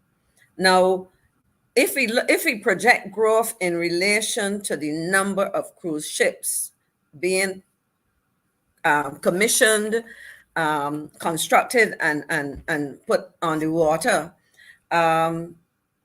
cruise lines continue to build new ships. So, for example, between 2016 and the end of next year, 2025, 65 new ships are expected. And that's an important thing to note, because the Caribbean and what we call Latin America is considered to be the dominant destination for cruise. So if you anticipate that you're going to have that increase in numbers, even though Asia is growing in terms of attractiveness, the Caribbean and Latin America, there are about 36 destinations identified as falling into that group. We constitute the most attractive area for cruising. I mean, it's seasonal for the most part in terms of the peak period, but it is important. Now, that is one thing. So for example, you would have seen in that period around 2018 or so, 2019, I think it's 2017, between there, that the 36 countries that I mentioned that make up the Caribbean and Latin America cruise destinations, they say that it created about 79,000 jobs across the 36 jurisdictions. And that in terms of the direct expenditures, the total was something like $3.4 billion. Now that sounds good, but I would insert a caveat there, because one of the things we have to look at is when we think of the passengers that come into Barbados, we have to ask ourselves, what do we receive? When I say we, I'm talking about government, because their taxes to be paid. VAT, for example, is paid when passengers go shopping. Well, of course, I separate the contribution from passengers and the fees and taxes and so on paid by the cruise lines for using the port, etc. But if we look at the passenger, one of the concerns, and I suppose it is our numbers are not, they are significantly out, because in the last, I would say around the same, just before COVID hit, the average passenger spend, when you looked at the industry, in fact, the year is 2017, where that statistic is given, a cruise industry overview, a report, and they reported that all destinations, the average spend per passenger per day, well, most times people just come for a day, is $100 US. So think about it. It's $100 US. And you could argue that that is not a lot of money. But when you add the totals, but that's the average. But for Barbados, this report that I just mentioned, the title again, A New Dawn for Cruise Tourism in Barbados, that report that was produced by a commission. The name of the commission was the National Cruise Development Commission. They pointed out that between 2014 and 15, the average spend was in Barbados was $75.85. So let's say 76 US. However, it dropped to $64.05 between 2017 and 18. And that therefore poses a significant challenge for us for a number of reasons. We are below the average, and it has dropped. I have to see if I can locate more recent statistics post-COVID, because as you know, we went through a very tough patch during COVID. And so the challenge really is, how do we develop attractions? How do we develop products and services to sell, to make available to cruise passengers, to increase that passenger spend? And that is particularly important because I don't have the most recent statistics, but because of my association in the industry, I can tell you that there's a high level of repeat visits on cruise.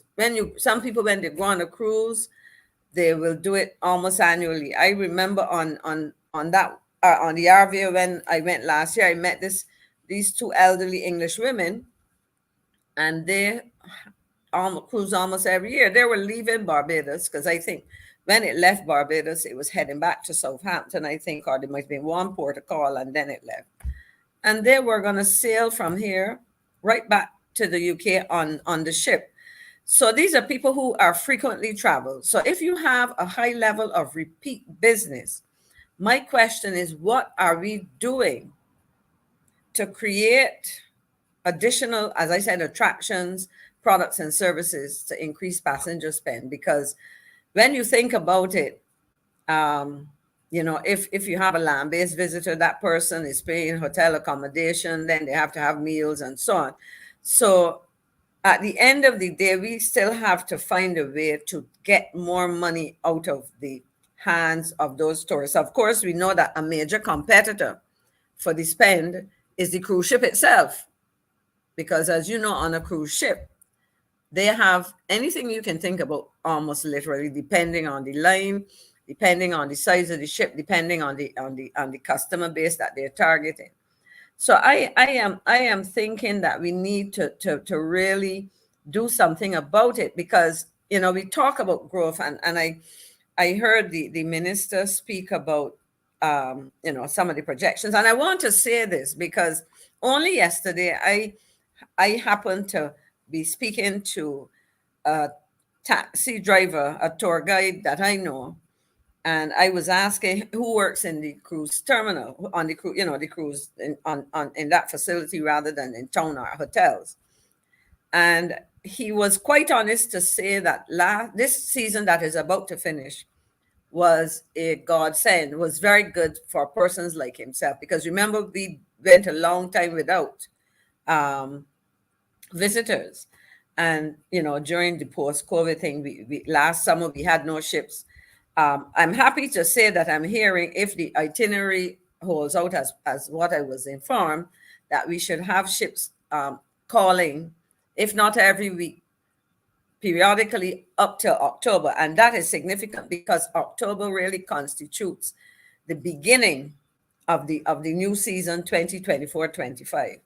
But I want to say that I need to hear, as somebody who is looking and questioning when we talk about the high level of debt and where we're going to earn money, because tourism is our main earner. The question is, what are the officials doing? What are the private players? Because you can't think only in terms of government. Government has to take a lead, but what are the people who do business with that sector doing to entice the visitors to spend money? And I have some concerns, but I really believe that that's important, because I'll share this with you.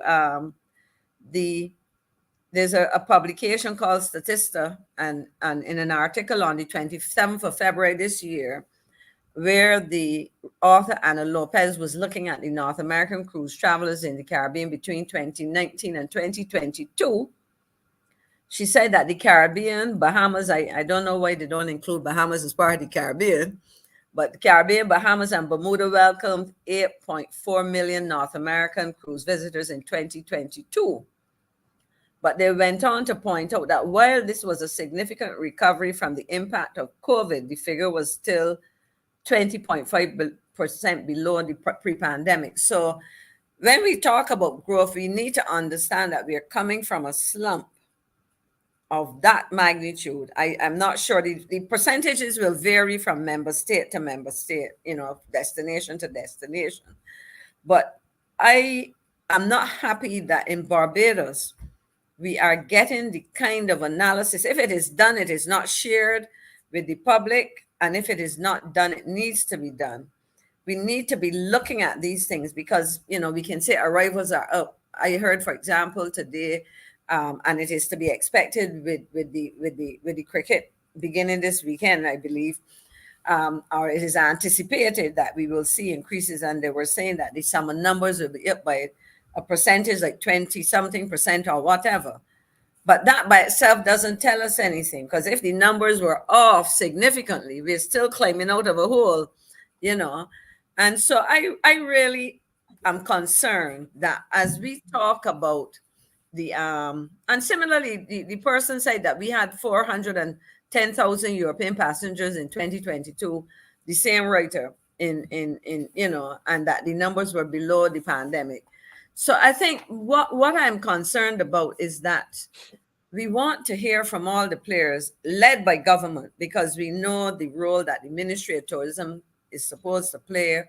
We know the role that the Barbados Tourism Marketing Inc., and I suppose within that some unit in there deals with cruise. We need to know what are the plans, what are some of the challenges, what are the initiatives that they have been able to discuss with the cruise, for example, the Florida Caribbean Cruise Association, which is the umbrella body for the cruise line companies.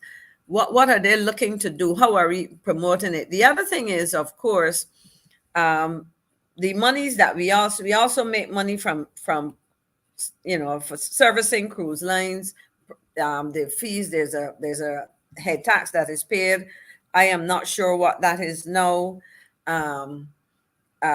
Their fees paid for, you know, for being in port and all of these kinds of things. But I am not getting a sense that in the same that we are pursuing with a vigor, not we, but the government is pursuing with a vigor, and we are challenging it with equal vigor, the cybercrime bill. Let's talk about what we're doing to stimulate the revenue earning sectors of the economy, you know, and we, as I said, I am concerned, and I would love to see some images and so on, because I know the kind of work that went into preparing, because we're winding down now in terms of the cruise, the peak period of the cruise sector, you know, that sector of the industry.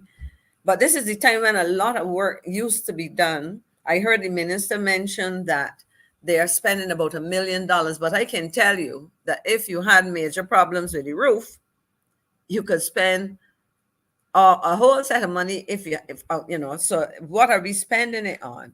What is the state of the physical facilities? Because what happened in the past, and I could say this, that because of the arrangement that we had, the company that ran the facility always made sure that the maintenance was done. Even if it were to be covered by government, it would have been done and then recovered from rents.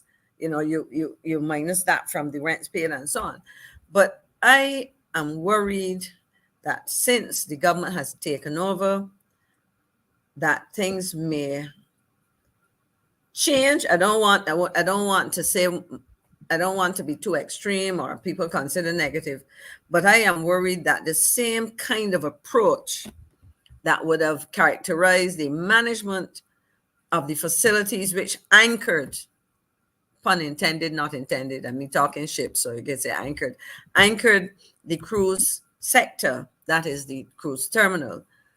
They've been talk about, there've been several over the years looking to change, expand, and so on. But I would love to hear a comprehensive update on what is happening, because when we look at the global projections, growth will continue. My question is, how will we capitalize, if at all, on that growth? I've said, I suppose, a mouthful as well. I hope that you can respond to some of what I said. I don't know if you have been getting any feedback from anybody about what's happening inside the port, which might impact on cruise, whatever the case may be. Over to you, gentlemen. Well, Kaz, you want to go or? No, I was listening. I was making notes. You know, you were making notes, and I was doing the research. One thing Maxine said was that, you know, we want to get back or retain that that respect that we had in the industry. Maxine, I'm speaking now in the shipping language. That ship has sailed. Okay. You know, we remember, the people just think we're idiots. You remember during COVID, when every cruise ship in the world that didn't have any place to go went on the Masabar Reef? You remember? Yep. And they were saying to Barbados, oh, but when they've been in backup by you, got so many cruise ships, you don't know what to do. and many days you can't find one. You know why? Because they knew they were dealing with idiots. And mind you, we got featured on TV and everybody showed us now how nice Barbados was. Where are the benefits? You see, Kaz, let's stick up in there. Sorry. A cruise line does not prepare first of all, an itinerary is not one destination. And a cruise line does not prepare its itinerary a month or two before it sails. Those things are done in advance. So to modify, I mean, while they were to be thankful, to modify to accommodate any promises could not happen overnight, as the impression was given. And we saw contrary to that, you know. Well, you know, Maxine, while you were talking, it's interesting.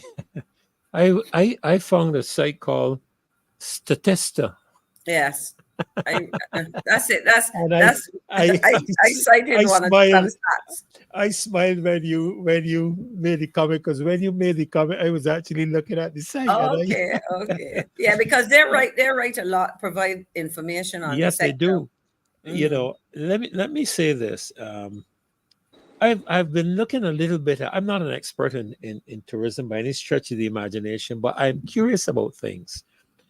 I get a daily WhatsApp. I subscribe to daily WhatsApp from the World Economic Forum, from the Forbes, and from I can't remember the other one now.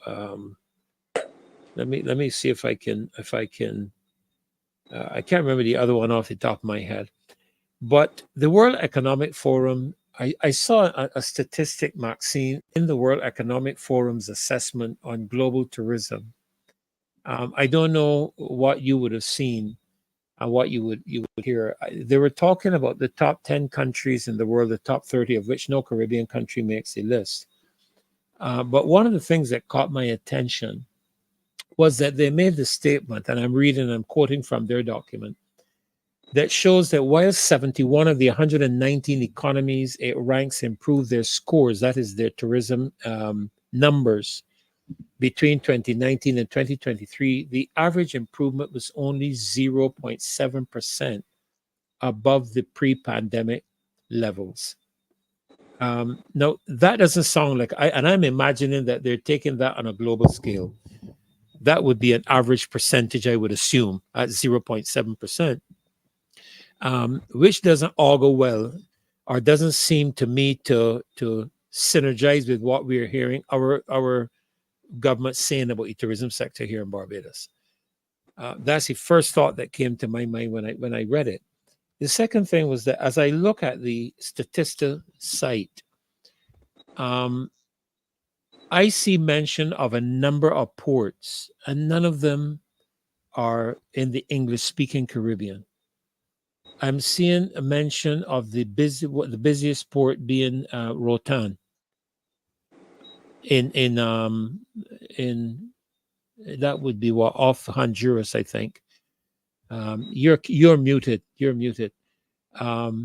I think that that's just off Honduras, if I remember correctly. Yeah. They were talking about the two busiest ports in the region are found in Roatan. Mm-hmm. And they were saying that their combined numbers rank at approximately 1.5 million passengers handled in 2023. Just those two ports. I am trying to, because I believe that one of the reasons a lot of these destinations are as strong as they are is because of the strength of the US dollar against the local currency, because people inevitably go off of the cruise liners and go on to buy things. I spent several years, as you would know, in the Cayman Islands, and I saw every day, and I was going to ask you if the Cayman Islands is included in the Caribbean statistics. I don't know if there. I wanted to ask you that question because you mentioned the Bahamas just now. Yeah, but the Caribbean, I suspect Cayman is not included. It's not included. They may show them separately. Separate. So I suspect they'll probably speak of this part of the, from Puerto Rico down, excluding probably the Cayman Islands, and the Bahamas and so on. The Bahamas is treated by itself and by Bermuda. Itself. Right. But I would have to go back and look to see if she's listed the various destinations. But one of the things I observed during my stay there was 4, 5, 6 cruise vessels per day. I don't mean per week. I mean per day. We would get those numbers during the high season. For example, a Christmas Day, a New Year's, the days during the peak that may have that we would get that. Now the challenge though is that sometimes, because it is so busy, some passengers step off. And then, especially where we had challenges, I think they've worked on it now. I would have to find out how effective, because there was time when it was chaotic with taxi drivers. They really had tried system after system. But if it is too busy, sometimes people say, you know what, I can't be bothered. And they hop back go back up the gangway and get back on the ship. But we do get those kind of numbers. You would find it around Christmas. Now, the ironic thing is that sometimes when we have those large numbers, what happens, it is on a day where a lot of our businesses are closed in terms of retail. Right. Now, typically what would happen is that the shops in the cruise terminal would be open for the most part. And sometimes it depends on the passenger profile, whether it is nationality, age, demographics, even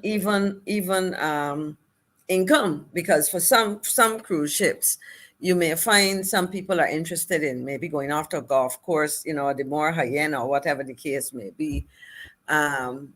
So it's really about knowing who those passengers are. But the other thing is that a lot of onshore activity is booked in advance, because they will tell you here are these shore excursion activities. This is what you can do when you go ashore in Barbados. You can go to Harrison Cave, you can do this, that. And the ships like you to do that, because what happens if you check the pricing, it is their markup is sometimes maybe as much as 100%. So what would happen is you want to make it, you're traveling with a family, let's say, or you're on a honeymoon or something, and you really don't want to be out there hustling with anybody. I want a package. These are the options that we have. Let us book this ABC. We pay for it, all of that. Mm-hmm. We get on board, smooth sailing, pun intended again. And so the thing is that there are a lot of dynamics that go into trying to generate business, and the question is how are we doing that? In terms of, and I heard the minister speak to this, but I remember in the early days, and this is where we as a people have to work together. In the early days of the facility cruise terminal, the taxi drivers were complaining that they had to line up, and then when they got to the head of the queue, this might be somebody, an elderly couple who want to go into Bridgetown, and that might be $3 per person, $3 or whatever it was back then. And they were upset that I'm waiting and all I'm going to get. Now, the chairman of the company at the time, of blessed memory, Edmund Harrison, he said to us at a board meeting, you know what? I am proposing that the company offer the cruise passengers, the taxi drivers association, because they're association to associations. We can lend them some money interest-free to go and buy a coach to run a shuttle to town. And so when you are sitting, as I am sitting in my car, the shuttle is going up and down. I have an interest in it. I'm one of the shareholders, member of the co-op. There are two bodies, I think, if I remember correctly. And it sounded like a good idea. And then some drivers said, but hold on, I want my money every day. And I shook my head, and it didn't happen. Years later, I heard a man complaining on the radio, and I had to call brass tacks to set him right because I would have been part of that decision. Now, what those nearsighted, myopic persons did not understand was that if I am part owner of a shuttle, I am making some of that money as the shuttle operates, but I am also making money driving my car, because instead of sitting and waiting for what might be an island tour or a 3-hour tour or whatever the case may be, I end up just going to town and I have to join the back of the queue. So I may not get another job for another 4 hours or 3 hours or whatever. And they say, no, but we want our money. And I said, but don't you understand?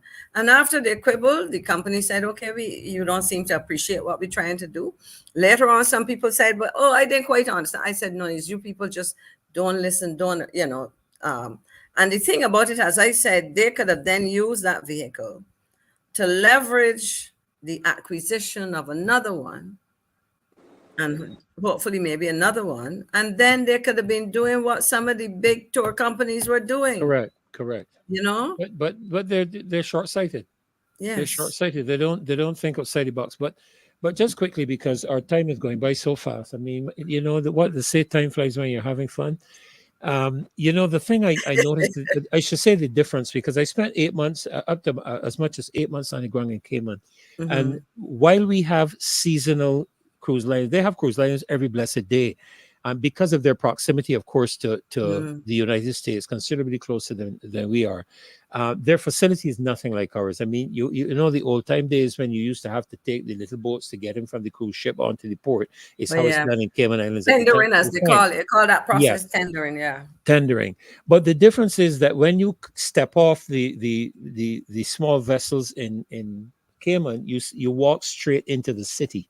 You step straight into the city. There's no vehicular aspect to take you into the city. You are in Georgetown as you come off on the cruise terminal, and of course, all the shopping and everything is there. Yeah, there are a lot of other activities that people do the coach travels and so on, to things like turtle farm and swimming with the stingrays and all these different dolphins and whatever. All those attractions that they have that are very, well, I consider them to be very unique. I mean, the thought of swimming with the stingrays, not me. and then turtle farm, and there's so many things like that. And I mean, Barbados has its own attractions. But I don't know, to be honest with you, because the big problem I have in my head is we are riddled in debt. And my mother used to tell me, you never borrow yourself out of debt. You have to either get a job that pays you more money a month or something of that nature. In other words, I think it was Holmes Williams that preached a message one Sunday morning, and he made this statement. I've never forgotten it. He said, when your outgo exceeds your income, your upkeep becomes your downfall. Okay. And I held on to that. When your outgo exceeds your income, your upkeep becomes your downfall.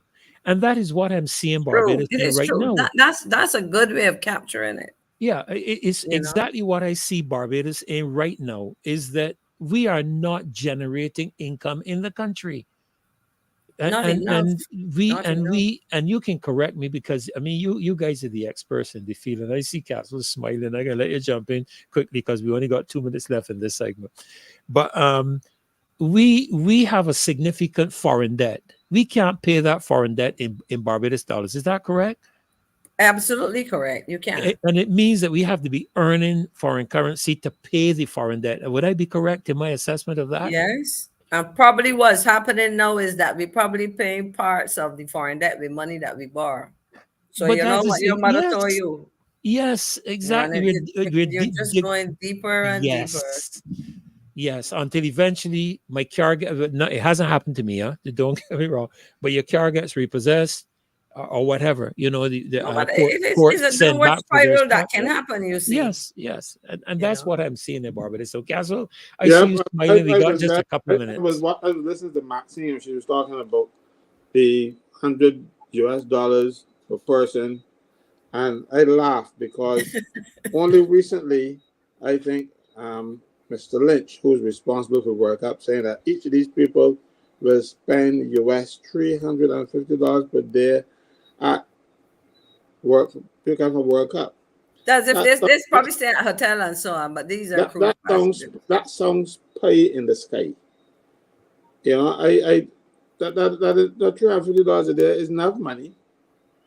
But if they're staying in a hotel, the hotels in Barbados, you know, they're not spending much. Money anyone can come to Barbados. Wait a minute. I am not even going to call the name of the hotel. But I have seen the tourists in that hotel going out to eat outside of the hotel. And it's true. And they're going to some of the less expensive local Barbadian providers.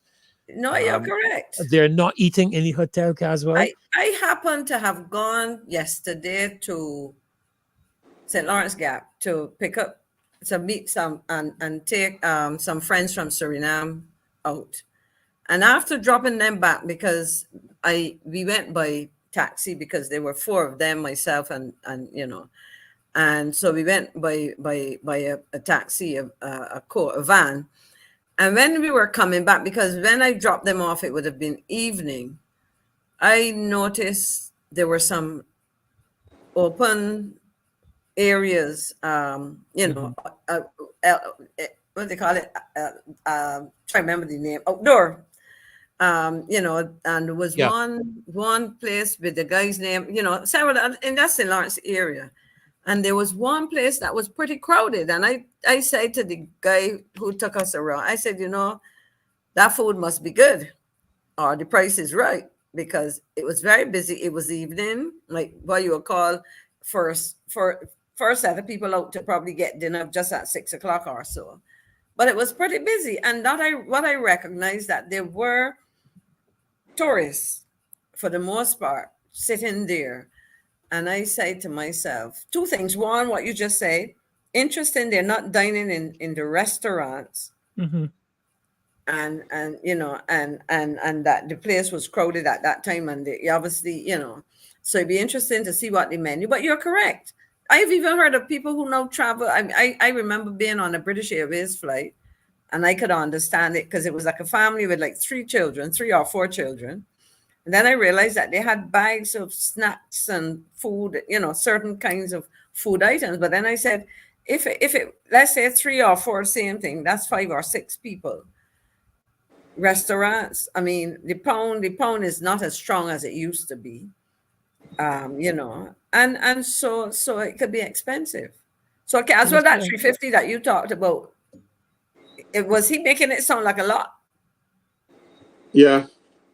I will tell you, you know, most of them, I think, Maxine, eat breakfast in the hotel, but for the rest of the day, lunch and dinner.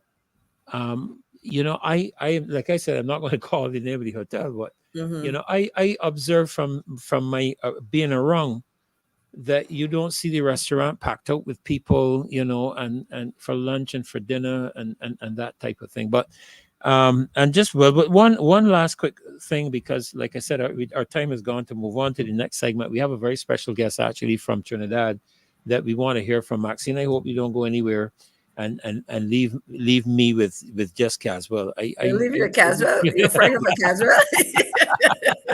You sound like a permanent secretary. You mean a contracted permanent secretary? Anyway, just very quickly, you know, I was just wondering, you know, Maxine, those revenues are not recorded then as a part of government's records of tourism revenues, because you know, there's you mean the ones where they spend the money on the side shop, or you know, the restaurant, you know, the outside location. But the way that these numbers are derived, these are done by surveys. So you would see, for example, at the airport, a group of young people walking around and asking passengers as they wait to board some questions. Mm-hmm. And so they would ask them, you know, like I say, whether you're a long stay visitor or a cruise passenger, how much money did you spend? And so they get that, and so they use statistics, samples, and statistical modeling and so on to come up with that. But Caswell probably but nothing detailed. Well, listen, guys. I mean, we could take this apart for so much more. But Caswell, Maxine, we have a guest coming in right now from Trinidad. I think you would have heard about this recent situation in Guyana. Of course, where the COLIN program host was imprisoned. If my understanding is correct, right, Caswell? He was actually he's on bail now. He's on bail. Okay. Yeah, he got bail. But there's another situation that apparently occurred in Trinidad with a overseas individual who seemed to have been arrested and imprisoned in Trinidad under their cybercrime bill. And we have a guest coming in to talk with us very briefly about this, because we do have still a couple of other guests that are going to be joining us. And he has been present for a while, kind of waiting for this moment. So I want to really welcome him in. So let me extend our welcome to Mr. John Castanet. I hope I have the name correct, John. John, you'll have to unmute. All right, you're muted at the moment. I hope I have. I don't want to abuse your name, John Castanet. Would I be correct? Is that the correct pronunciation? Yes. Pleasant good night. Yes, great to have you with us. I understand that Marcia sent me some very brief information, but I understand that you are the public relations officer of the First Wave movement that I actually receive WhatsApp message from on a regular basis, because I do follow that movement quite closely with the educational aspects and the protests that you've been having and so on. But I think there was something that happened recently in Trinidad, and she mentioned that you would be, as a matter of fact, she mentioned, Maxine, we have a very important gentleman here actually. She said to me that he is the grandson of the writer of the Trinidad and Tobago national anthem. That is correct. That is correct. So we welcome you, John. I love the what I love about Bajans, because my uncle lives in Barbados. My father's side actually spent a lot of time in Barbados. So Barbados is like a second home to the Castanis. A lot of us actually. Okay. So but I love the attention to the anthem that you all pay attention to on the show. Yes. Because people they don't realize that the anthem is just as much the Constitution as the Constitution itself, Yes, yes. With Barbados, it's about, that pledge to God. And in Trinidad, what people don't understand is that the anthem was written really for the entire Caribbean, for the Federation, And he was my granddad. My granddad was awarded the MBE honor. He's a member of the Most Excellent Order of the British Crown. He is the third highest order from the Crown that he was awarded for the composition of the national anthem of Trinidad and Tobago, as well as his cultural exploits in the UK with Calypsonians and pushing Calypsonians in the UK. He was infamously known as the Bailer, because the Calypsonians from Trinidad used to get themselves in a lot of trouble out there. So I just must say, I'm really pleased I stood up for the anthem of Barbados. Every anthem of the Caribbean is of the world, but for the Caribbean, a little bias more for my Caribbean brothers and sisters, all the time. But we appreciate it so very, very much. And we want to really welcome you to the show. This is Mr. Caswell Franklin, just above you, and to your, I'm not sure on the screen how it's showing, but the only lady really that is present in our midst. Is one of the former ministers of foreign affairs. This is Ms. Maxine McLean, a wonderful lady. I have learned a lot. Thank you. I didn't pay him for that. She didn't. She didn't. It cost her a cent, and I have to start reviewing that. So welcome, John. Brief us on what's happening with this situation in Trinidad. Well, all right. So, I mean, it's crazy, right? Because everybody knows that Trinidad is like a narco state country. We have so many red flags and on so many watch lists for so many things. For a number of years now. I've been a part of the first wave movement. I have been working, since 2020 from the inception of COVID.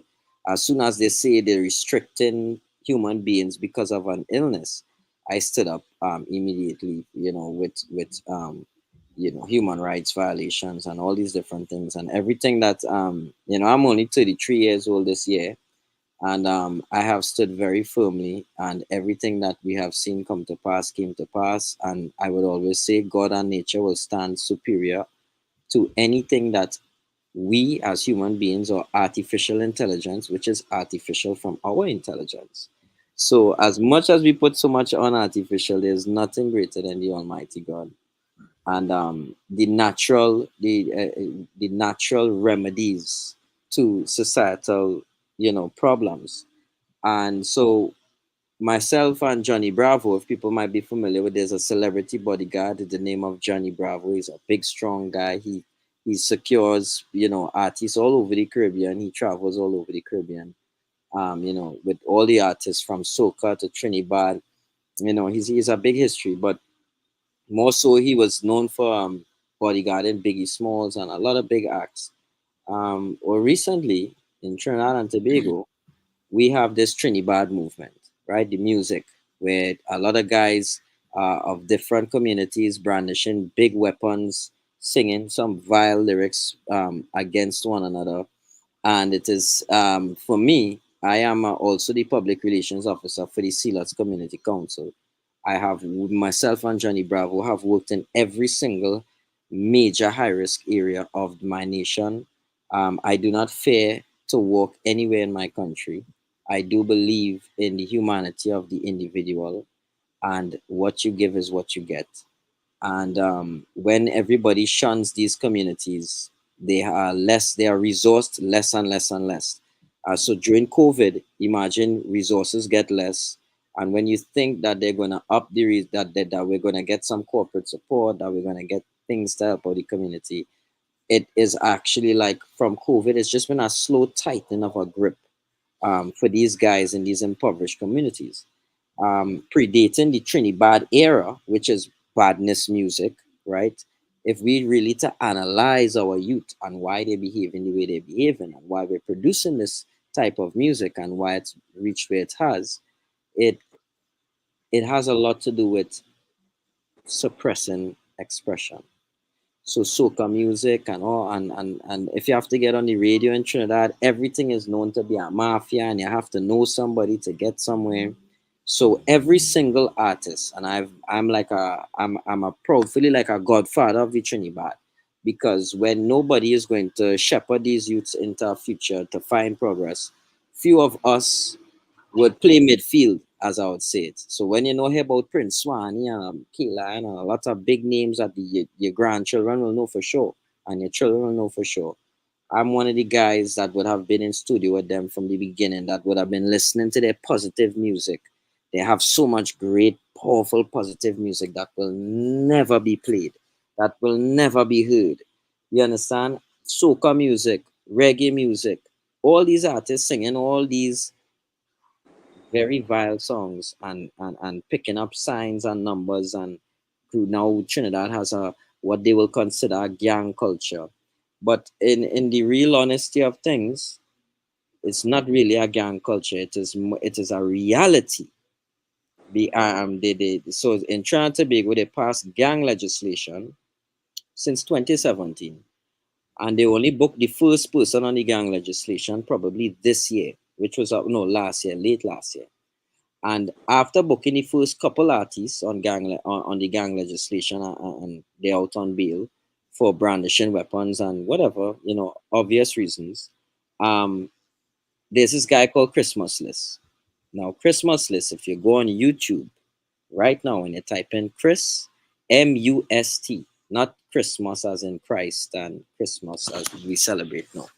His name is Chris Hughes, and it's a must list to see all these high risk areas that people will not dare to go in. He has been in Kabul, Afghanistan, Pakistan, Uganda, Congo, Somalia, Haiti. He has witnessed over 200 murders within 1 week in Haiti, within a small community that he was in. He's been to Jamaica, and then he left Jamaica and he came to Trinidad, right? So he comes to Trinidad. Everybody know, like, every Tom, Dick, and Harry have a block, right, in Trinidad.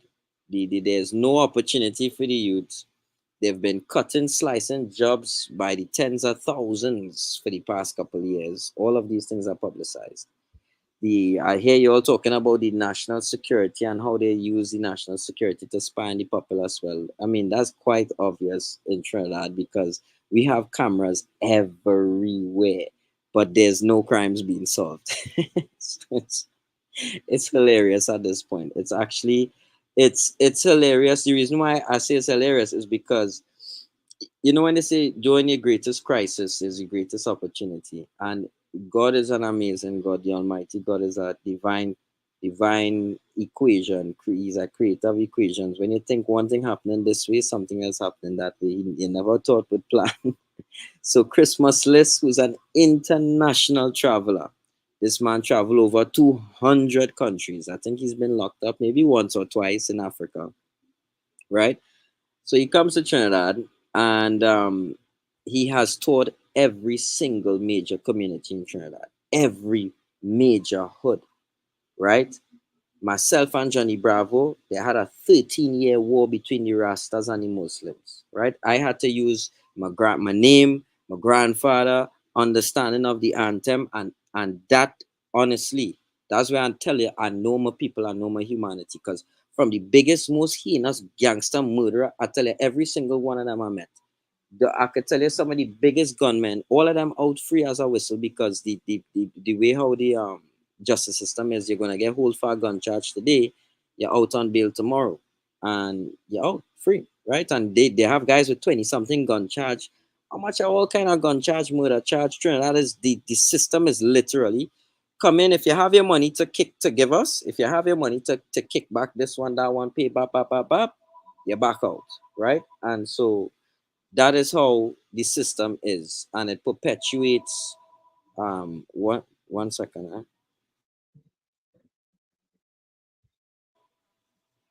I'm online right now. Yeah.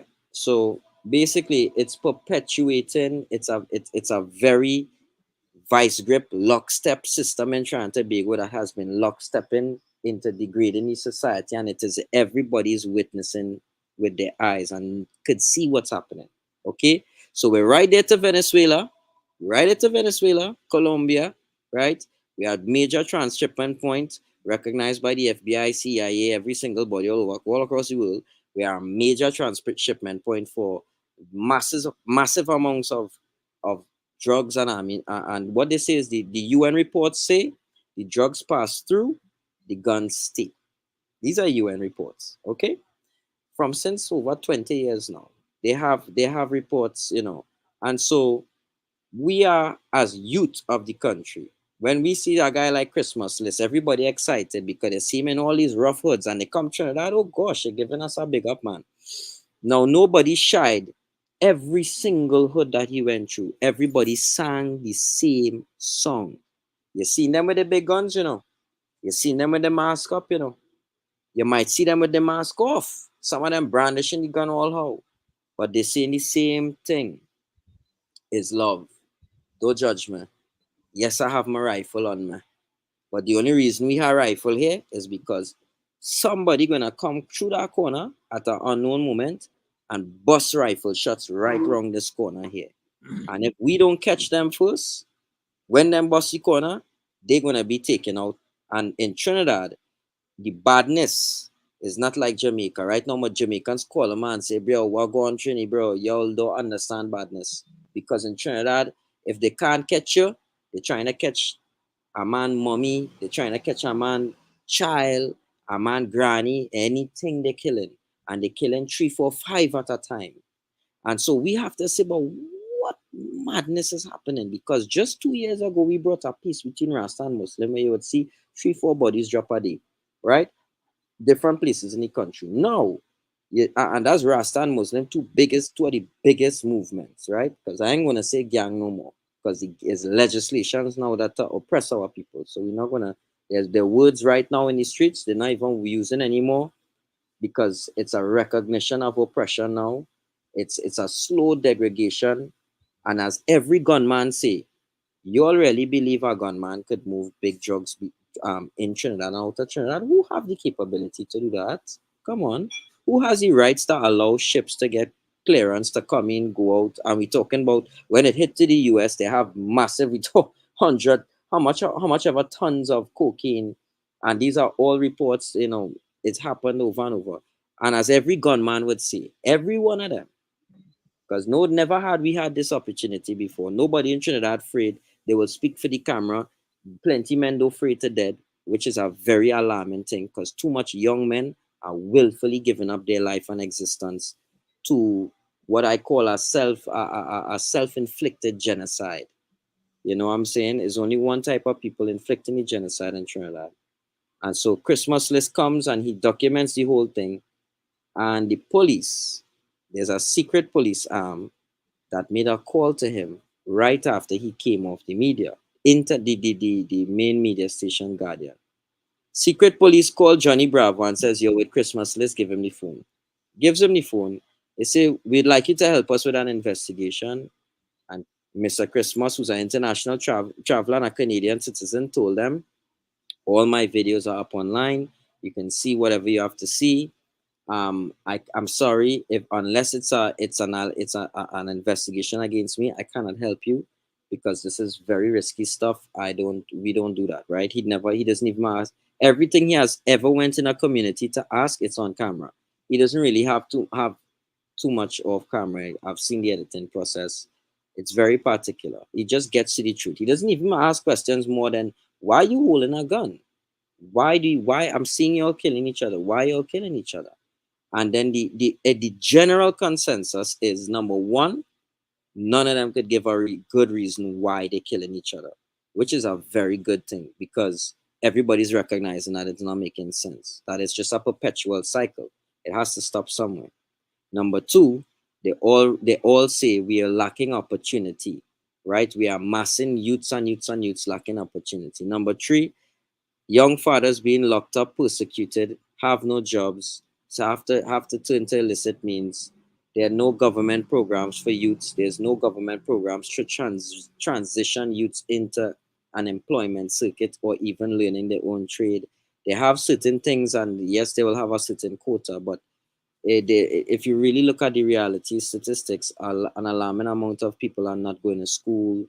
They're not going to any kind of, we don't even know how people surviving when you go in some of these communities. So it's by the grace of God, Trinidad is not in complete chaos. You know what I'm saying? And what is happening now is that this guy gets locked up by the police. The police run an operation on Monday. They lock up 20 gang members. Well, so they say. They call Christmas and they tell him, "We would like you to cooperate with us." He said, "Listen, I'll cooperate with everything that I have up online, no problem." When he told them he's not going any further, they said, "Are you sure you want to do this?" He said, "Is that a threat?" They said, "You sure you want to do this?" He said, "Hello, I'm going to the Canadian consulate. I don't like how this is sounding." He goes straight to the Canadian consulate. The Canadian consulate tells him, "Brother, you're in Trinidad and Tobago. This government is very known for what they do.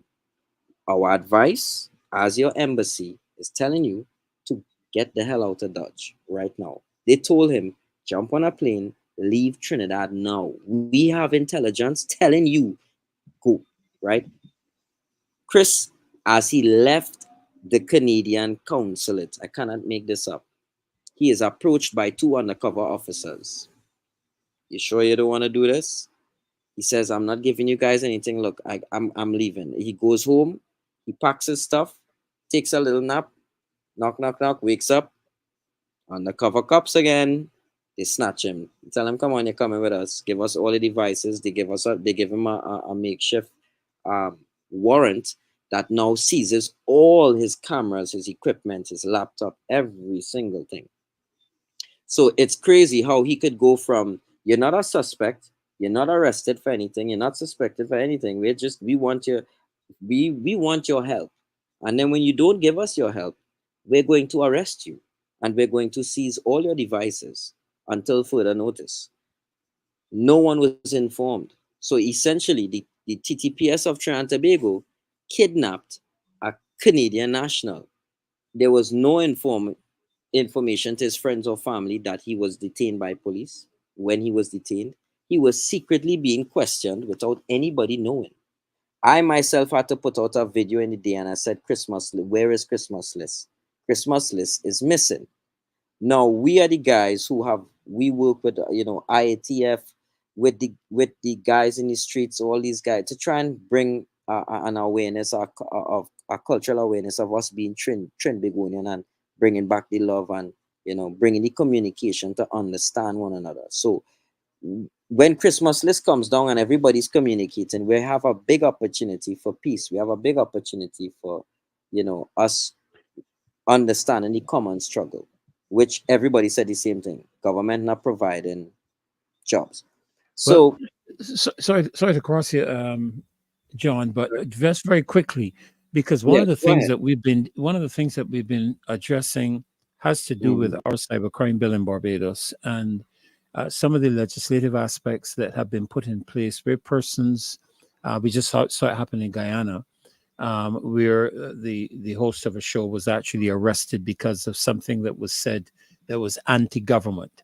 And we are aware of the fact that in Trinidad there are some similar legislative aspects, and I'm just wondering if those are the kind of legislative aspects that your colleague would have crossed in terms of what is happening in Trinidad, because our cybercrime bill is still being debated, if we could put it that way.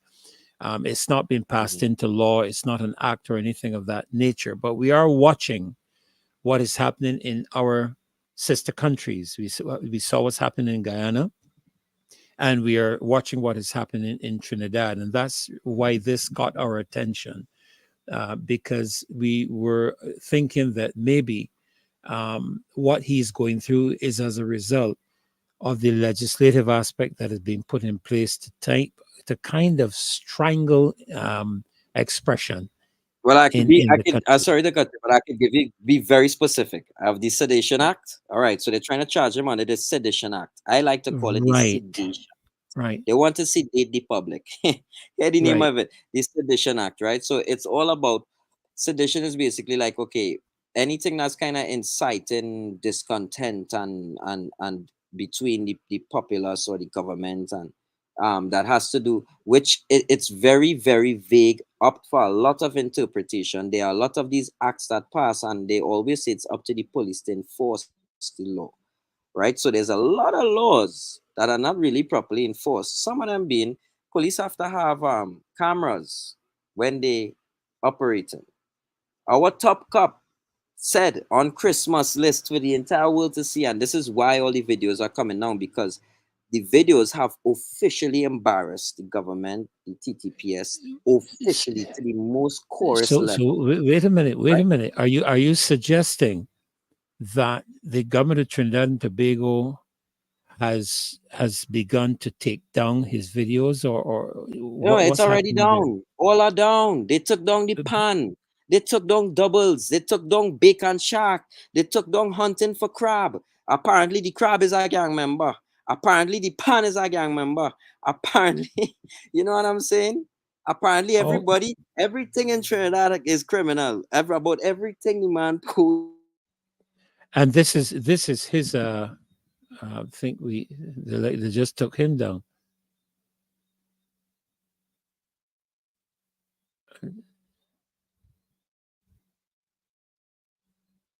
Okay, just I think we lost. What's happening there. Yeah, we lost the connection there with him just now. I'll just wait to see if he gets back in. Well, that gives us a chance, nevertheless, to move on very quickly. If he comes back in, we'll go back and entertain comment, because I think the reason that he is on the show is to show the impact, Maxine and Caswell, of the legislation, very similar to what we are looking at in our cybercrime bill in Trinidad, that is muzzling the freedom of expression and freedom of speech. And obviously, I mean, I don't know all the details surrounding this case, and which is one of the reasons we asked him to come in. But we do see a trend, you know, out of Guyana, a trend now here in Trinidad. And just, I think it was just yesterday or a day before, Grenada became the first Caribbean country to sign on to the cybercrime the convention in yes, in Budapest. Yeah. The Budapest Convention, yes. Grenada was the first country to sign on to that, as it stays in the Budapest Convention. I don't know where they'll go with the rest of the legislation. It was an interesting reading, though, because I don't think that they've put in place all of their legislation. I was looking at how they've gone about it, but for me, though, this whole business of what we're seeing play out in the region is bothersome. I listened when you spoke about what's happening in Ghana. I'm sorry that we lost the young man, because I wanted to ask a couple questions about. I think he's back, and I also see Apostle Scattleberry in. So let me bring everybody in, because this is one of the hot topics, so to speak, that we're dealing with, and we need to know what's happening in our sister countries. That have already enacted some of the legislation that we're discussing. So I'm going to bring both of them back in. Apostle, welcome. We want to welcome you to the show tonight. Great to have you. I know you've been waiting in the wings for a little bit, and we're probably going to go a few minutes over. And John, we're going to get you back in. We lost you for a few minutes just now, as you were speaking to the taking down of the videos. I think it was. You were mentioning something with respect to that. So let's have a little bit of a discussion surrounding this. Apostle, I don't know if you were listening to what John was sharing in Trinidad. Yes, I mean, for the lack of a better word, intriguing story. To have a person that travels the world investigating these areas and so forth, and to hear the kind of exchange that occurred between a non-national or visitor to the country and a local. It was okay. I'm getting a little bit of a feedback from somewhere. Let me see if I can. If people may need to mute when they're not speaking. Yeah, if you, I'm just going to mute you, John, to make sure that it's not there. Yeah, okay. If you can get probably a headset. I don't know if you have a headset, that might help in terms of that, because there may be a feedback ring through the microphone. Yeah, but Apostle, I don't know if you were listening to what he was sharing, and I think you would have come on just about that time, I believe. Your thoughts? Yeah, well, it's becoming very, very, openly known that there seems to be a collaboration between the governments of the Caribbean. And it seems to me that they are, well, first of all, let me say good night to the panel. Madam McLean and Mr. Franklin, it's good to see you guys. And of course, Rev, it's good to see you as well, too. I just sat there and I was in awe listening to the young man speak about what was happening there to the gentleman in Trinidad. But it goes to show that our governments in the Caribbean, they're marching to a different drum than what would actually make the Caribbean a better place.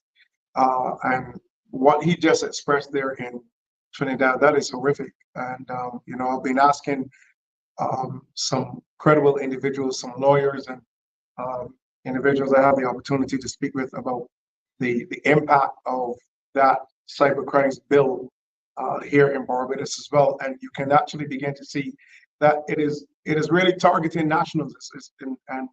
It's horrible that the freedom of speech is being completely erased from their minds. And now it's like this you have this inner cybercrime civil war going on, between governments and their citizens, the very same people, by the way, that they need during elections. So it comes across to me as, something that is very, very dangerous in terms of what's going on. I'm sitting here listening to the young man about, how many of the individuals in Trinidad, they're being taken off the internet, their posts have been removed. And these are some of the things that we need to come in to. We need to be able to talk to the social media platforms as well, to Google and YouTube, Instagram, and all of these platforms that are owned by these individuals. We need to ask them what their position is really on these matters as well, in terms of cybercrime and what they deem to be an actual cybercrime. Because the things that I've read in these bills about, being insulting and defamatory and these elements that I really don't see them as a point to use to create or to say that this is actually a cybercrime. I think it's a way that the government is actually attempting to bully their own people when it comes to freedom of speech and freedom of expression. And I've seen this, many times, even as a minister, where people are of the opinion that certain things that you say can come across the and I've had ministers say, well, I'm very careful now not to say things like LGBTQ and they kind of tiptoeing around this whole thing. But I really think the time has come for Barbadians to stop messing around with this cybercrimes bill. We realize how dangerous and how deadly it is, and we need people to speak out. We need people to get up. We need more voices speaking. I'm really saddened that the church in Barbados has not spoken out on a lot of the ills that have manifested themselves here in Barbados. The IDB test, the church was very silent. That travesty that happened at the Spring Memorial School against the church was very silent. COVID, the church was very silent. And now even with this cybercrimes bill, they're even more silent. And I think it is sending a message to the government that, the silence of the people say, well, we can go ahead and do this. But I think the time has come for us, not just in Barbados, so let me add this, not just in Barbados, but I think the time has come for Caribbean people to unite. Again, we've been pushing the whole idea of Caribbean people uniting. I think the time has come for Caribbean people to unite and to begin to send a very clear message to our governments that we're not going to let this slide. This is not going to happen in Barbados. And this is one of the things I've been praying for, that in Barbados, that they keep meeting challenges over and over and over, that they themselves become frustrated with this bill. I asked a particular lawyer, I said, okay, well, how does this affect individuals? Because I know of a person who is Barbadian of Russian descent. So I'm like, how does this affect Barbadians on a whole, whether you're naturalized, whether you are born in Barbados, your parents are Barbadian, or half of your parentage are Barbadian. How does this affect the wider populace of Barbados, not just those of us who reside in Barbados, but those of us who live across the world? How, the police, are they going to monitor every single person that is Barbadian? Or they're going to be watching everybody's social media platform to determine, okay, well, this person has just broken the law here, so let's go after this individual. Is this a case where, again, our police are there to serve, protect, and reassure, or are they just there to make sure that they protect the government? Because I think Apostle Heather touched on this whole matter of the surveillance and of the police and so forth, and a lot earlier in the show. Unfortunately, you might have missed that, but she did touch on it. As a matter of fact, she didn't touch on it. She focused on it. The whole aspect of the surveillance, not only within the country, but across the world, and the question was asked concerning, and I believe the leader of the opposition raised it in the Joint Select Committee with one of the attorneys concerning the collection of information what was going to happen with it. And I think the attorney just mentioned something about collecting information, which seemed to be, absolutely ridiculous. But Right. before you proceed, I remember just before John went off, Maxine, you said you wanted to ask him a question. Yes. So if we could probably, Apostle, just take that question. And John, you're muted, so you'll probably need to unmute when Maxine asks you. I think you wanted to ask him a question, Maxine. Yeah, I was asking because we've been talking about the cybercrime bill, and I was asking perhaps under what piece of legislation were they bringing the charges against him. Because I really am trying to understand the what and the why. Yeah. Is what I mean. I think he mentioned something Yeah, about so a sedition. What did you call it again, John? right, so they try to get him on they try a number of things. This is what happened. Okay. On Monday, he was held for about 48 hours. They didn't give him a charge, right, which is unconstitutional. They didn't allow him to see the lawyer for enough time, have enough they hindered proper communication between him and the lawyer.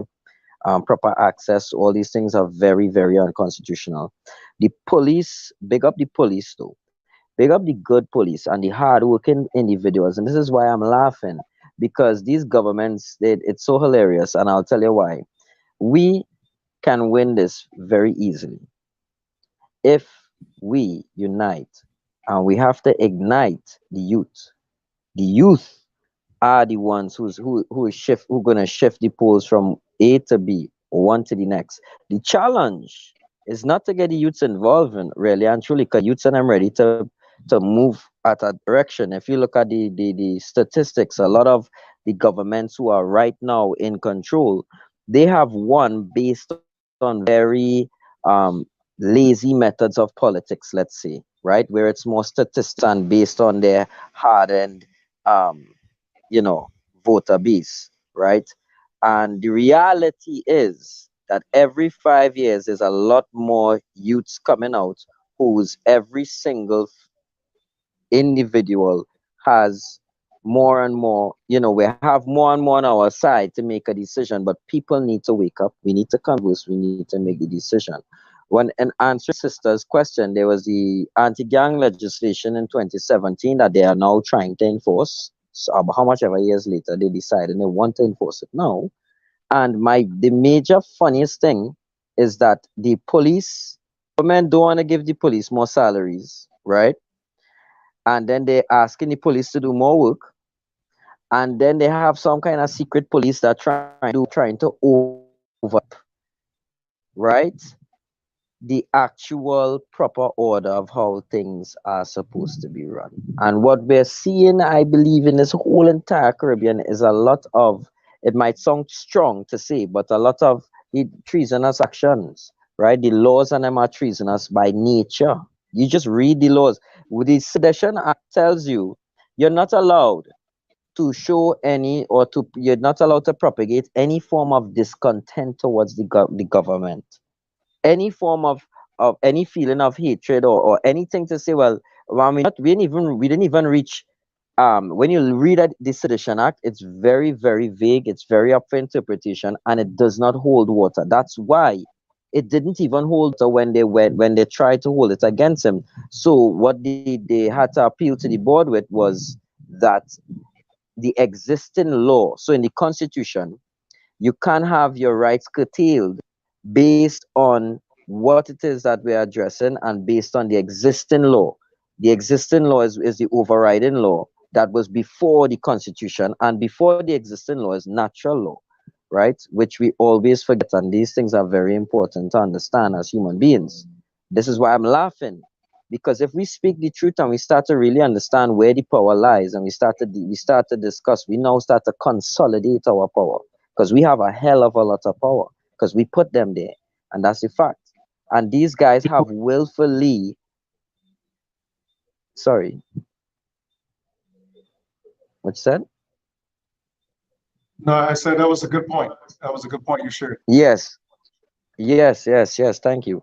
And this is why I say, all right, a lot of why they are in control is because when you Google, I will encourage everyone right now. It's like Google's trying to help us. Go on Google and type in corruption, right? Corruption is usually between the powerful people, and it says it, politicians, police officers, right? Go on Google and type in why is corruption bad, right? Now, I'm 33 years old. My entire life, I've seen a degradation of my entire society. I was born after the coup, the 1990 coup. And everything we're taught about the coup is that Abu Bakr was bad. He tried to take over the country, and some people lost their lives. It was very horrific. It was very chaotic. And the Jamaat al-Muslimi were all to blame. Okay, all right, nice story. Okay, 20, 30 years later, um, everybody's like, wait, hold on. What was going on with Abu Bakr again? Okay, when we really research it, there are documentaries done on it, all the evidence is there. Let's just put it in a simple question. If a man overthrows a government and then it walks free for the rest of his life, he had a point. So basically, the reality of the coup was that they made a citizen's arrest. That's basically what really happened. And their point was that these are criminals that's running the nation, right? Now, I am not, and I'm putting this straightforward. By no means we are endorsing any form of use of or anybody trying to play they're doing a citizen's arrest or playing Abu Bakr. We ain't encouraging none of that, because we all saw the chaos that happened after that, and it really didn't help anybody at the end of the day. It made a great point, but we still ended up being run by the criminal governments that run us still at the end of the day. And the reports of this criminality is not my reports, but they are UN reports of the levels of criminality, because it's massive levels of human trafficking in Trinidad and Tobago. Very alarming levels of human trafficking, very alarming levels of guns, of the crime is literally the after effect, and the media focuses on the after effect. They hyper focus on the after effect. And the media right now has spun Christmas list as well. He deserves to be in prison because he is embarrassing our nation. Because how dare he show these youths with guns? How dare he? But the youths themselves, for the past 5, 6 years, they be openly showing their guns, threatening each other, singing songs about killing one another and killing each other family. And it's been okay. But when a reporter, a YouTuber comes down to actually ask the question, hey guys, he's telling them, I wouldn't have my kids listen to this. You know, I kind of like the music when I'm taking a shot. Bringing that perspective to the hood, which was greatly appreciated by every community in Trinidad and Tobago. When I tell you love, the whole country loved the man. Every most ghetto, most gangster, most roughest area, it was real love. Maybe 1, 2 occurrences he got a little, well, you can't videotape or you can't interview nobody here. Okay, but to have the entire nation of gunmen we supposed to fear gunmen. I walk the streets with guns, all these men with big rifles. And when it was a time to fear it, I could tell you there's nothing to fear, because a man might have a rifle in his hand. It's just like me having a knife in my hand. I could kill you with this knife. Don't mean I'm going to kill you. What's the purpose of this knife in my hand? I might be cutting a mango. What's the purpose of that gun in a man's hand? Well, when we leave here, there is a car that's going to come and they're going to be pelting bullets back and forth. And the reality of the situation that we love Christmas list for is that he brought the perspective to the ghetto youths of Trinidad and Tobago, the perspective of we ain't making no sense. And we didn't really admit that we ain't making no sense, but you could see in our actions, you could see in the streets actions, especially when Christmas was locked up, you could see there was a hold off, certain people not fighting as much, certain bosses start to call one another, they start to reason with one another and say, look, what's going on here? Was it all you all kidnapped Christmas? No, did you kidnap Christmas? Everybody was panicking at a point in time. And I kind of did it for spite. We knew the police had Christmas, but I just said Christmas missing because I wanted everybody to panic. I wanted everybody to be like, yo, did you do this? Just so that they would start to talk, which it happened. They're all talking now, right? Yeah, you're going to have the war going on or whatever, but the focus is no longer, I hate you, you hate me, I kill you, you kill me. It's now, wait. We have a common struggle. I don't got no jobs. You don't got no jobs. My guys and them haven't been getting no food for a while. You know what I'm saying? And the truth about a boss man in Trinidad and Tobago is that when you hear about a boss man, it's a lot of ignorance. It's a lot of generalizations, right? A community leader could be a real innocent businessman who supports a couple youths, and all of a sudden, when criminal entities in the community commit criminal actions, they say, oh, that is that boss man, people do that. But he's not no boss man. He just lives in an impoverished community. He might be a contractor. He might provide jobs for some of the youths. Some of them might be in the criminal activity. But it's a lot of gray areas, a lot for up for interpretation. And that's why the legislation never really sticks, and they have to keep falling back on the first legislation. Even before the constitution, they still have to fall back on existing law. He's inciting violence. If you're inciting violence, we could curtail your human rights. Those are the exemptions to the law, section 4, where it has all the established and enshrined rights. The only way you can curtail human rights, or there's an exemption to curtail it, is if you're really committing criminal acts that are present within the existing law or defined by the existing law. And the only one that they're trying to catch Christmas on is that he is inciting violence, which makes absolutely no sense. So for a brief recap, the Sedition Act makes no sense, and it did not hold water. And the exit order they're trying to hold him on. So this is what I'm saying. Look at our cybercrime bills. Look at it, guys. As we start to combat it from a level of look at your Treason Act, you have a Treason Act that's written for the people. When we witness something off, we can reference this and say, hello, these actions, these laws, these things are against this. The more we speak up and speak out, it is now the police duty. And this is where we will win as a population, because the police are part of the population. Do not forget that. The army is part of the population. Do not ever forget that. They try to separate us with COVID, and trust me, a lot of us are still standing together. We just have to keep talking, keep communicating, keep doing this, edifying. I shouldn't have to be the youngest guy in this podcast. I pray to God, let's keep encouraging the youth. Share them with me. Look, you'll see anything with Christmas list. If you want youths to get involved in law or in taking up a fight for their country in a progressive way, where it's not argumentative or angry, it's progressive. Just see what's going on.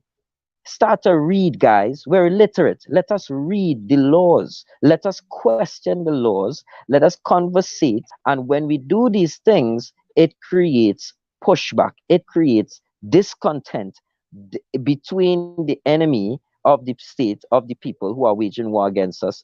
And right now, as we see it, they're literally crumbling. The cards are falling. Everything's falling down. It's quite obvious, right? It's only going to be a matter of time before we're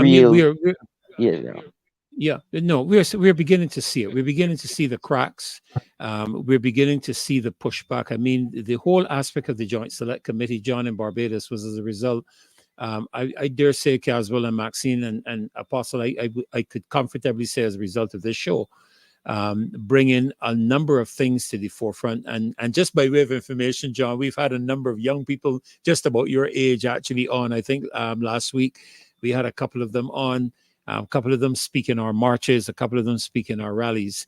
And it's important that that is youth, super commendable. Yeah, it's very important that our youth be involved that is in that. Super commendable. Yeah, we involve them. As a matter of fact, one of the young men that should have been on tonight, I'm not sure why he isn't on as yet, but he's been very busy.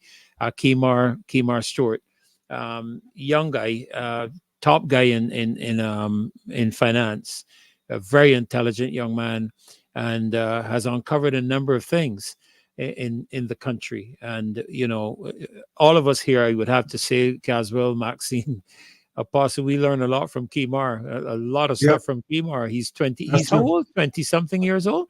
He's 29. He's 30 this year. Yeah, 30 years old this year. And John, you're my son's age. Actually, he's actually younger than my sons. No, what I really, and I mentioned that because I am very pleased when we engage younger members of our panel and so on, and guests like John, because the serious work that they're prepared to do, I mean, is absolutely critical. Because I was trying to look at some documents, your legislation, etc. And at the end of the day, my question is, we are rushing to arrest persons, to try to silence people. But what are we doing? And I say we because you would have heard, John, that I was at one time a member of the government, a member of cabinet and whatever.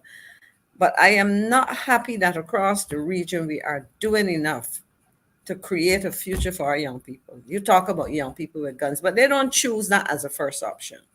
Right. What is it that you're seeing in Trinidad and Tobago, in Guyana, in Barbados, to make opportunities for, to foster optimism and that kind of thing for our young people? Because I see the persecution that is likely to flow from a commitment to cyber crime legislation, pursuing that and putting it in place. But what are we doing to make,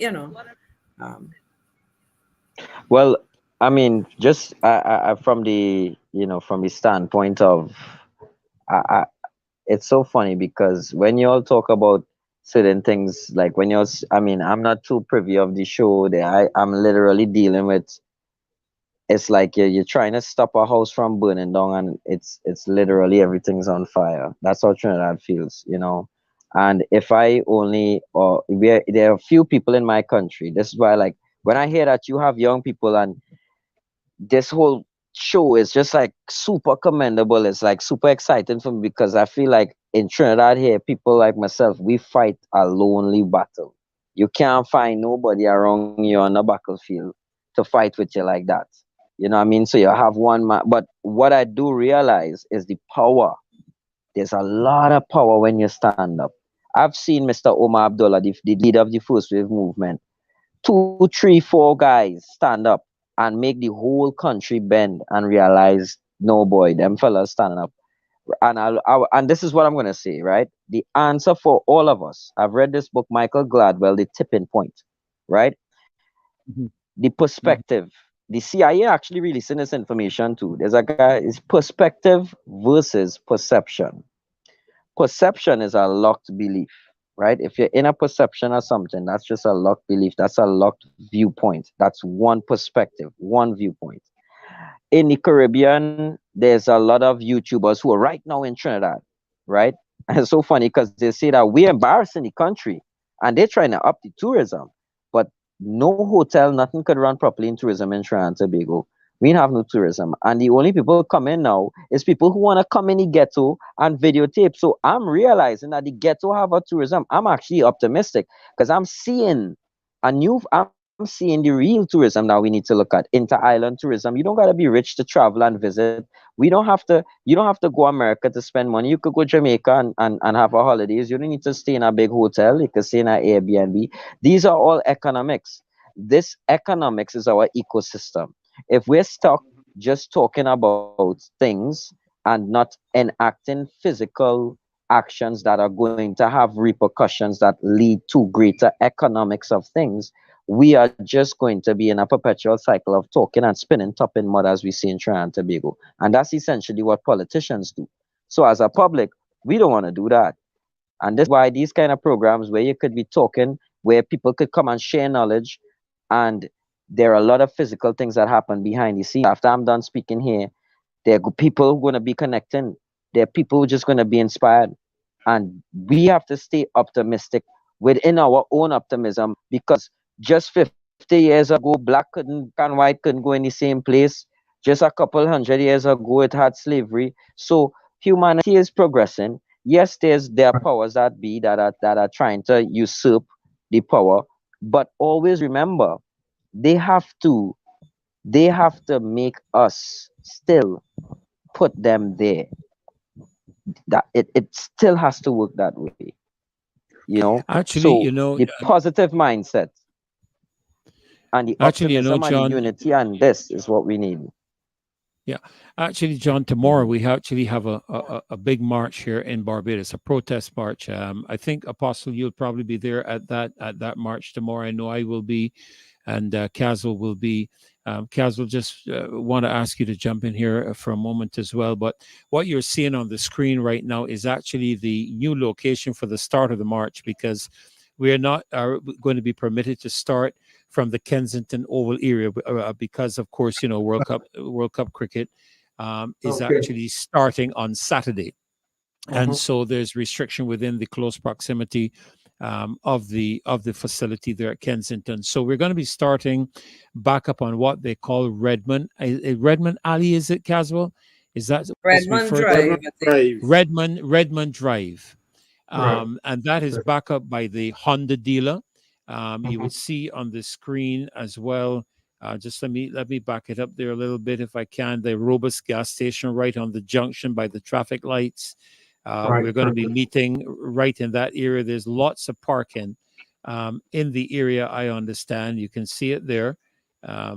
That's the junction right here by the traffic lights. The Robust gas station is here. You go down that direction toward the harbor. You keep straight down Fontebelle. Across the street is the old embassy, old U.S. embassy across the street, and then the sewage facility. So we'll be gathering over, I think, on the left of the screen that you're seeing. I think you can see my what you call it, the little thing, my little hand bobbing around down there.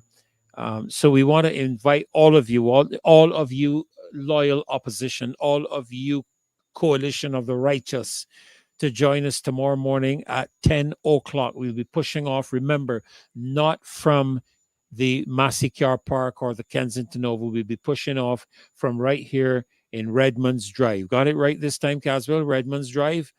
Right, and we are going to be gathering in that area. So we want to encourage all of you, young and old, rich and poor, black and white, polka dots, if it doesn't matter. Come and join us, because this cybercrime bill is very serious.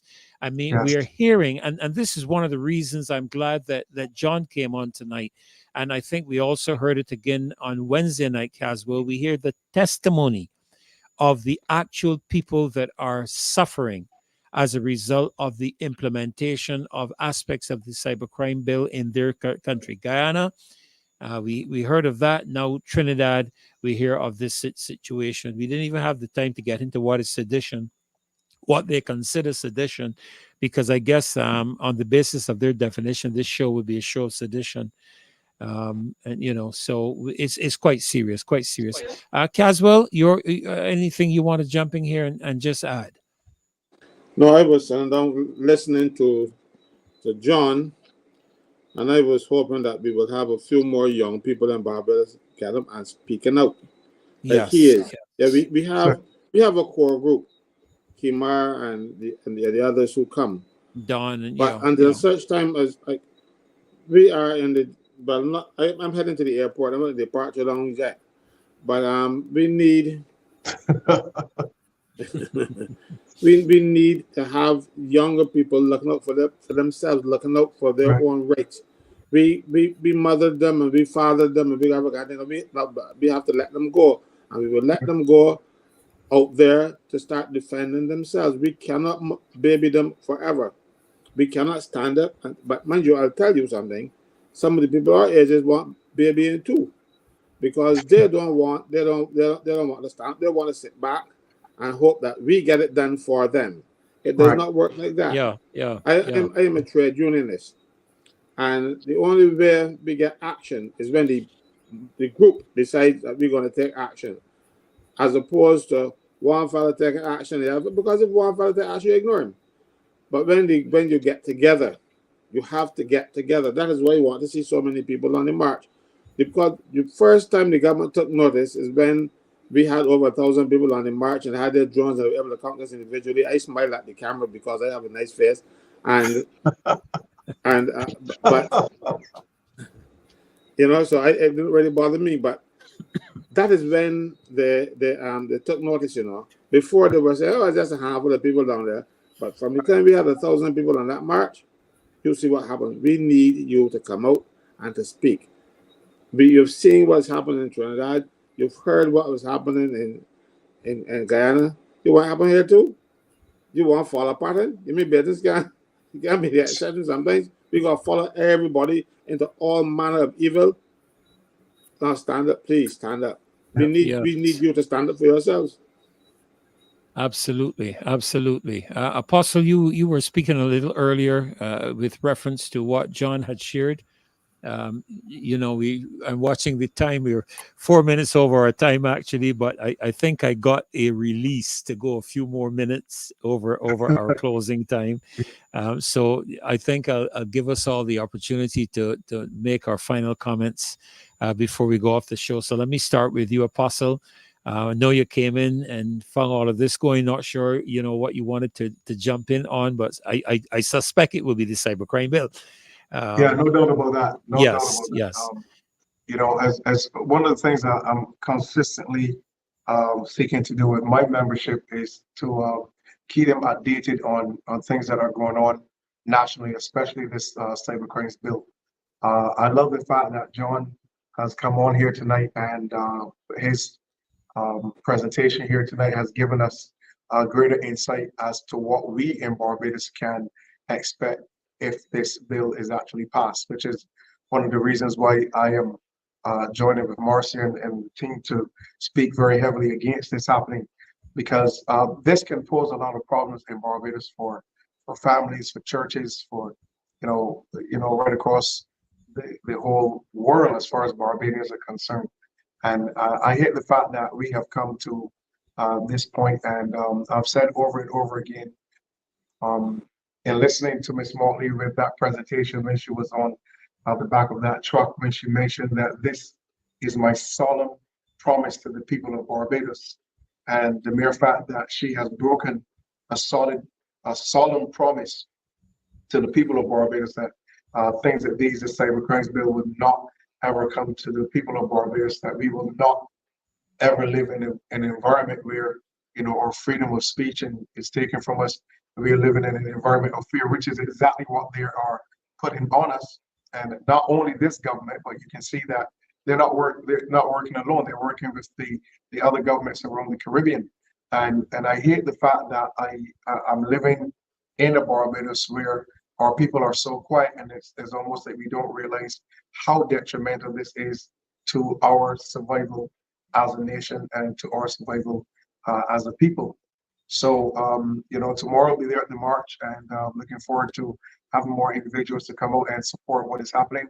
But I really thank John for coming on tonight, and I think the question that Mr. McLean posed to him was very pertinent, and I think our people need to strategize. Let me just go out on a limb here and just say this. I think the time has come for Barbadians to get together and move this government. The only way that we can have a really clear shot, other than God helping us at stopping this, is to get together and have a petition done, present that petition to the president. We're asking for the immediate dissolution of the Barbadian Party, that we have no longer any confidence in the Motley administration leading us as a government. And we start to move from there. I think we have to get up right now.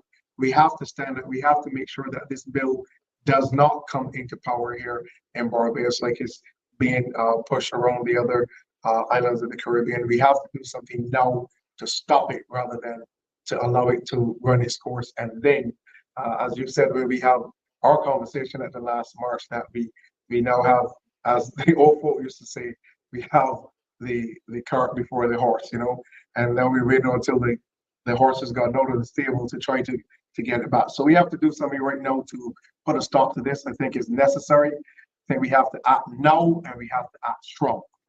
That's my final input on tonight. Well, thank you so much, Apostle. I mean, on point with your comments. You know, we really have to really take a stand. There's a lot at risk.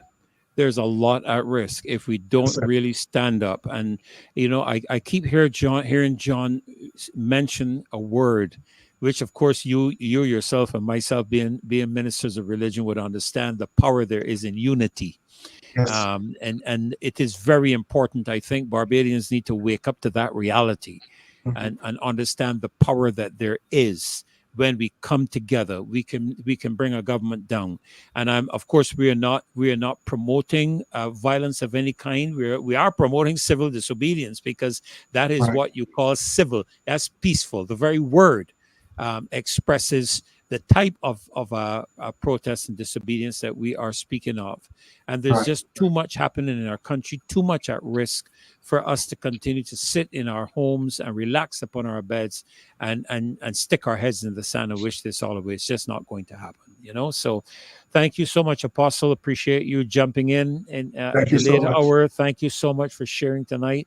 I'm going to ask John, if you could just give your closing comments. We have really appreciated you coming on tonight and revealing to us what is happening in Trinidad. I'm not familiar with the Christmas list. I am learning of it for the first time tonight. Certainly will be encouraged now to go and see what it's all about. You know, and certainly from what I've heard, there seems to be a real violation of law and a violation of your constitution. And I wonder what the Canadian embassy, because he is a Canadian citizen, and I wonder, you know, what the Canadian embassy's involvement is going to be. So your closing comments, John. Thank you so much. We really appreciate you on behalf of the team and the loyal opposition. We call ourselves the loyal opposition, the coalition of the righteous. You know, what would be your closing comment tonight as you conclude what you've shared with us this evening? Well, I think the most important thing I could say right now, especially is really to give an example. As you all were saying, look at the example of when a bill is passed, what has happened, and paint that example as bold for each and every one of your people to see, because we are the precursor of what is to come if it is that you allow it to happen. And this precursor, imagine this, since we have had our cyber bill passed or whatever, they have literally murdered a top leader of a community, tried to incite a war between the Rasta and Muslim after we made a peace. This is what's all in the news. The commissioner of police was, you know, they're doing what they want. Commissioner of police will do what they want. We don't have a proper commissioner for the longest while. The board of the board that puts the commissioner in place, people stepped down from the board, people resigned. So imagine, people, if you let this bill pass, you are literally handing the keys, your security, everything for your entire generation. You're giving over all the keys, all your privacy, all your rights for people who are obviously looking to just profit. They don't have anyone's best interest at heart. And so I definitely think, closing though, I would say utilize this Christmas list. Look it up, guys. It's right now it's viral, trending all over the world. So this is the time. These are the kind of blatant, scandalous moments where we have to share the information. In the protest tomorrow, you all hear what's going on in Trinidad? Yes, this is exactly what's going to happen if we don't stop this.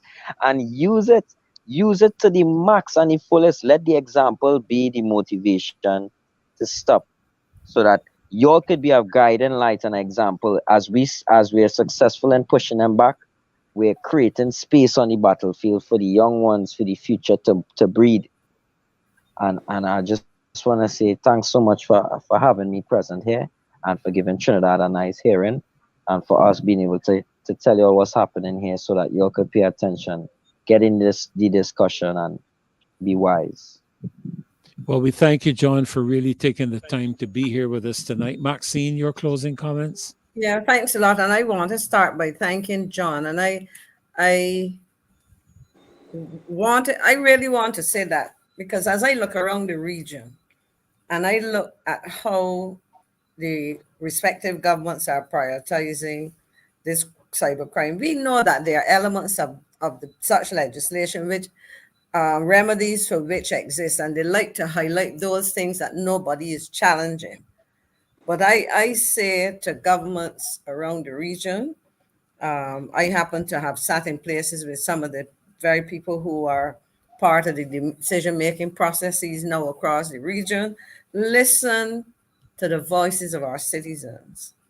As I said, those elements of the legislation which we do need can be addressed in things like defamation. We've gone through those. I don't need to repeat them. But shutting up our citizens does not do anything. You know, when we try to force people into silence through intimidation of imprisonment, etc., we are not addressing the things that are important. The question is, why are, you know, we talk about, and I'm not even talking about cybercrime only, why are our people, particularly our young people, so disenchanted? We need to offer them hope. We need to offer them opportunities, and the efforts that are put into trying to achieve what they're trying to do in relation to this cybercrime must be put into solving the problems that our young people have. And the key thing is to create opportunities which say to them, we have a place in our country, we have a place in this region, and we are valued, our efforts are valued, our future must be shaped by what our leaders seek to do. But I'm not seeing enough of that. But I'm seeing control, you know. To what end? You cannot so control people's frustration as to make it go away. That's not the way to deal with it. And I appeal to all, and this is not only governments now, these are leaders across the entire spectrum, our business community, our NGO community, our religious communities.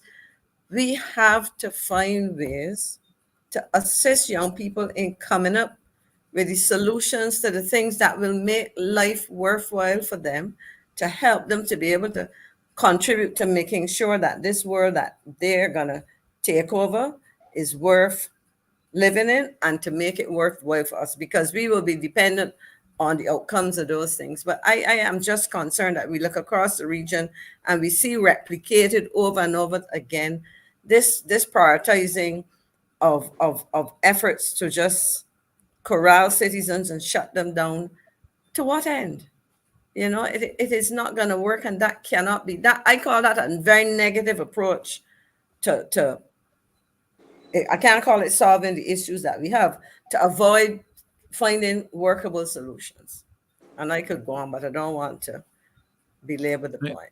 Thank you so much, Maxine. Of course, we really appreciated your outlook and perspective tonight on the whole aspect of tourism. That was just tremendous, and I'm intrigued. I'm going to be looking at Statista. Is it Statista for those figures? You know, as I said, gentlemen, before, you know, as citizens, we have down through the years trusted our governments. And people have not read anything. You know, we trusted our governments to do the right thing. But the world has changed. The pandemic has caused a tremendous distrust in governments, and it is now being shown as to why. And when we face things of this nature, we can see that it is not doing any good in helping to resolve the lack of trust in governments. And you know, Apostle, Caswell, Maxine, John, one of the most difficult things to repair when it is damaged is trust. Caswell, your closing comments. Well, they're going to be very brief. You know, just now you mentioned to Apostle that as ministers, you know, the strength and unity. Oh, as a union leader, you do too. Yes, that's what I'm going to tell you.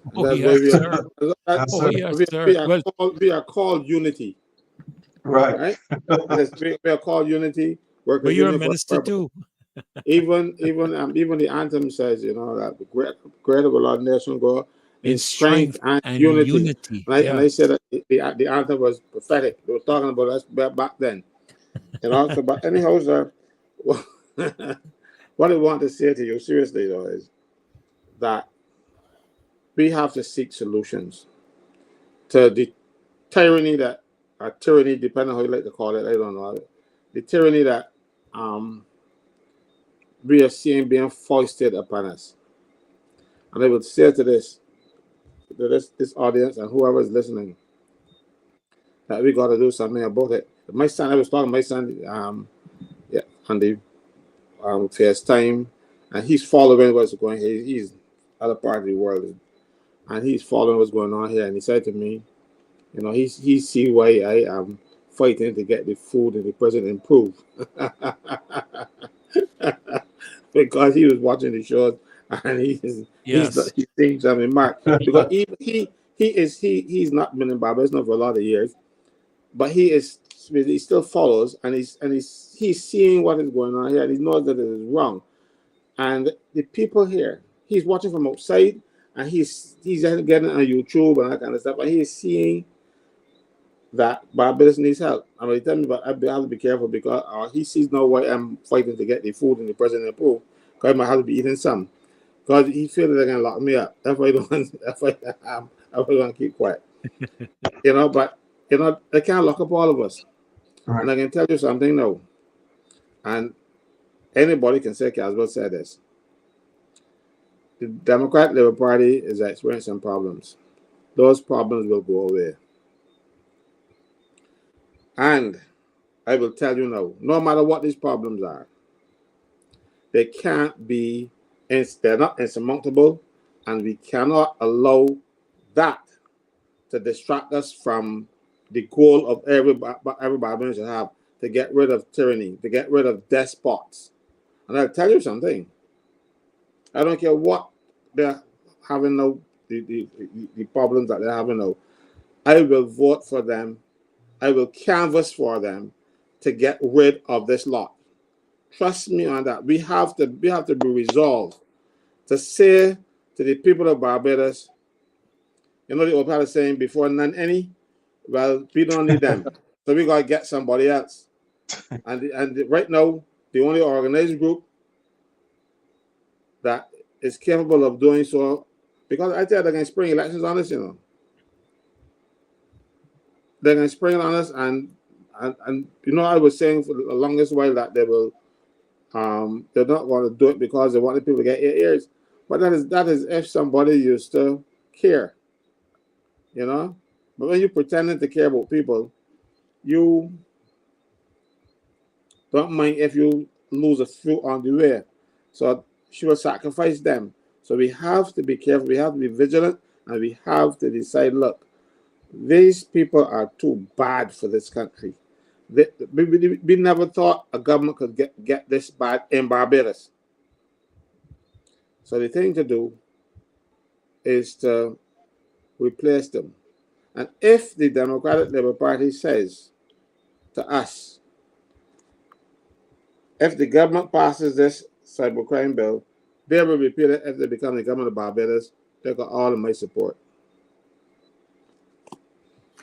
Well, thank you, Caswell. They would have all of mine too. And I can tell you, I would be right on the top, repealing not just repealing the child protection bill and a whole set of other bills as well.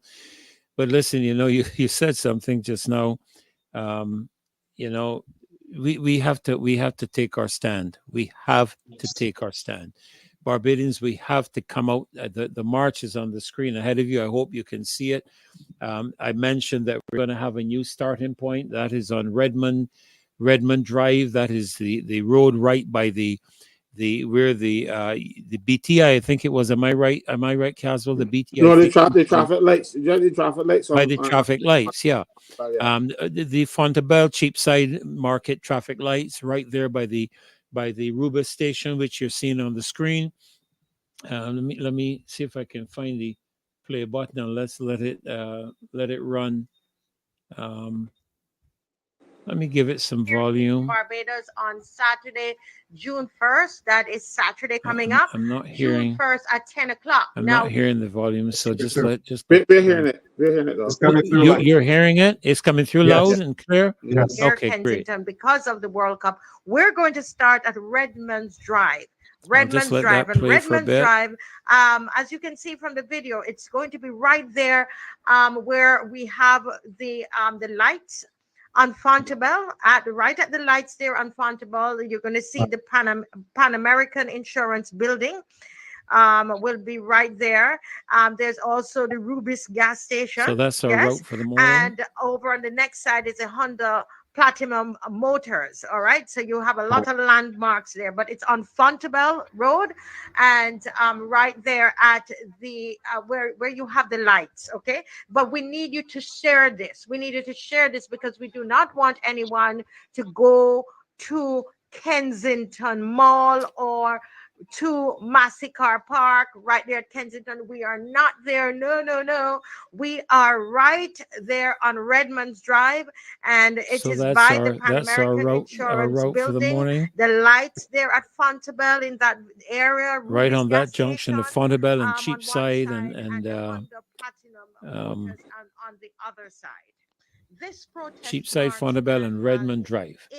All right, so we look forward to seeing all of you there tomorrow morning. Everybody, all over 1,000 of you, whether you're in the island or outside of the island, you just fly in for the morning. And John, you can feel free. I mean, you're just a hop, step, and a jump over there in Trinidad. You know, I mean, you're just 35 minutes away. You can pop in for tomorrow morning, and just pop right back out. You know, we look forward to seeing all of you tomorrow morning at that. They were calling for sedition. They might hold him at the airport. Yeah.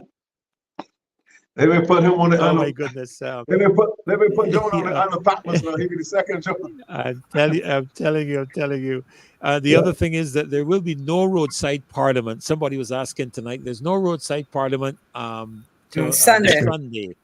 But there's a march next week, Saturday, and there is a roadside parliament next week, Sunday. All right, so keep your ears open, your eyes open, and we'll be sharing more information with regards to that. Again, I want to thank all of you, particularly John. We want to express our gratitude to you for being here and sharing as you did with us, that we can, again, we have heard it from Guyana, I think, on Wednesday. We've heard it from you now in Trinidad, and I hope we don't hear it from anybody else. I really, really do hope that it's just Guyana and Trinidad that have set the example for Barbados to know what direction we should not be going. And once we can fix Barbados, you know, years ago, John, I'm not going to call the name of the Prime Minister, but I remember the Trinidadians said if you brought a Doberman, we'd vote him in, and if we could get this fella out. So, casual, I don't know. In our case, we might have to get an Akita.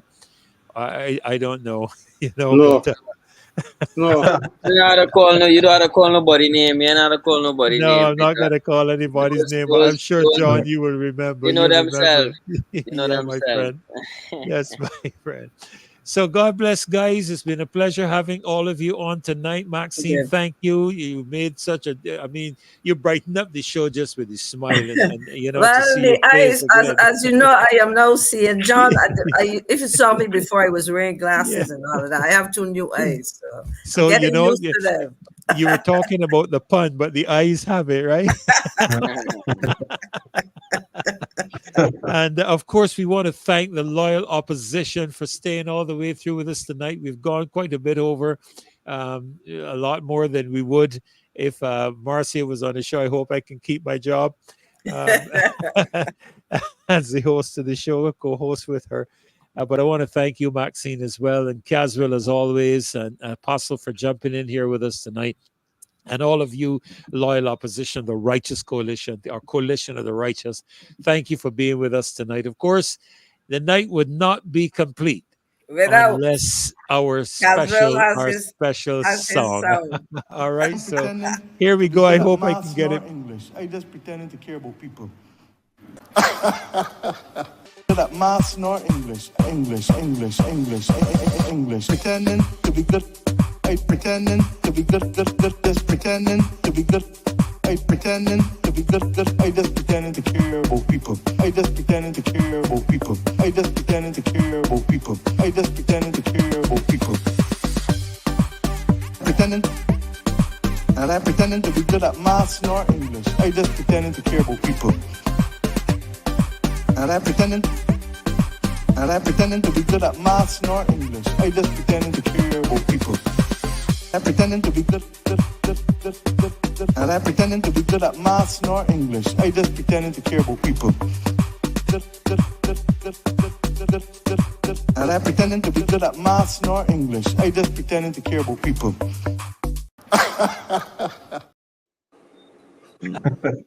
I tell you, my goodness, my goodness. No. Let me Just have one question. I almost played it again.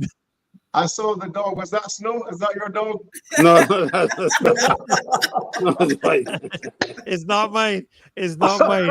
And I can tell you the monkeys are not mine either. So I don't know. I tell you, well, guys, God bless. It's been a pleasure having all of you on with us tonight. Have a great remainder of the night and a great weekend. John, great time. Great to you two there in Trinidad. Regards to our brothers and sisters in Trinidad as well. God bless you guys. Great. Have a good one. And all of you on the loyal opposition, God bless you. Have a great, great night and the remainder of your weekend. Thank you, sir. Blessings.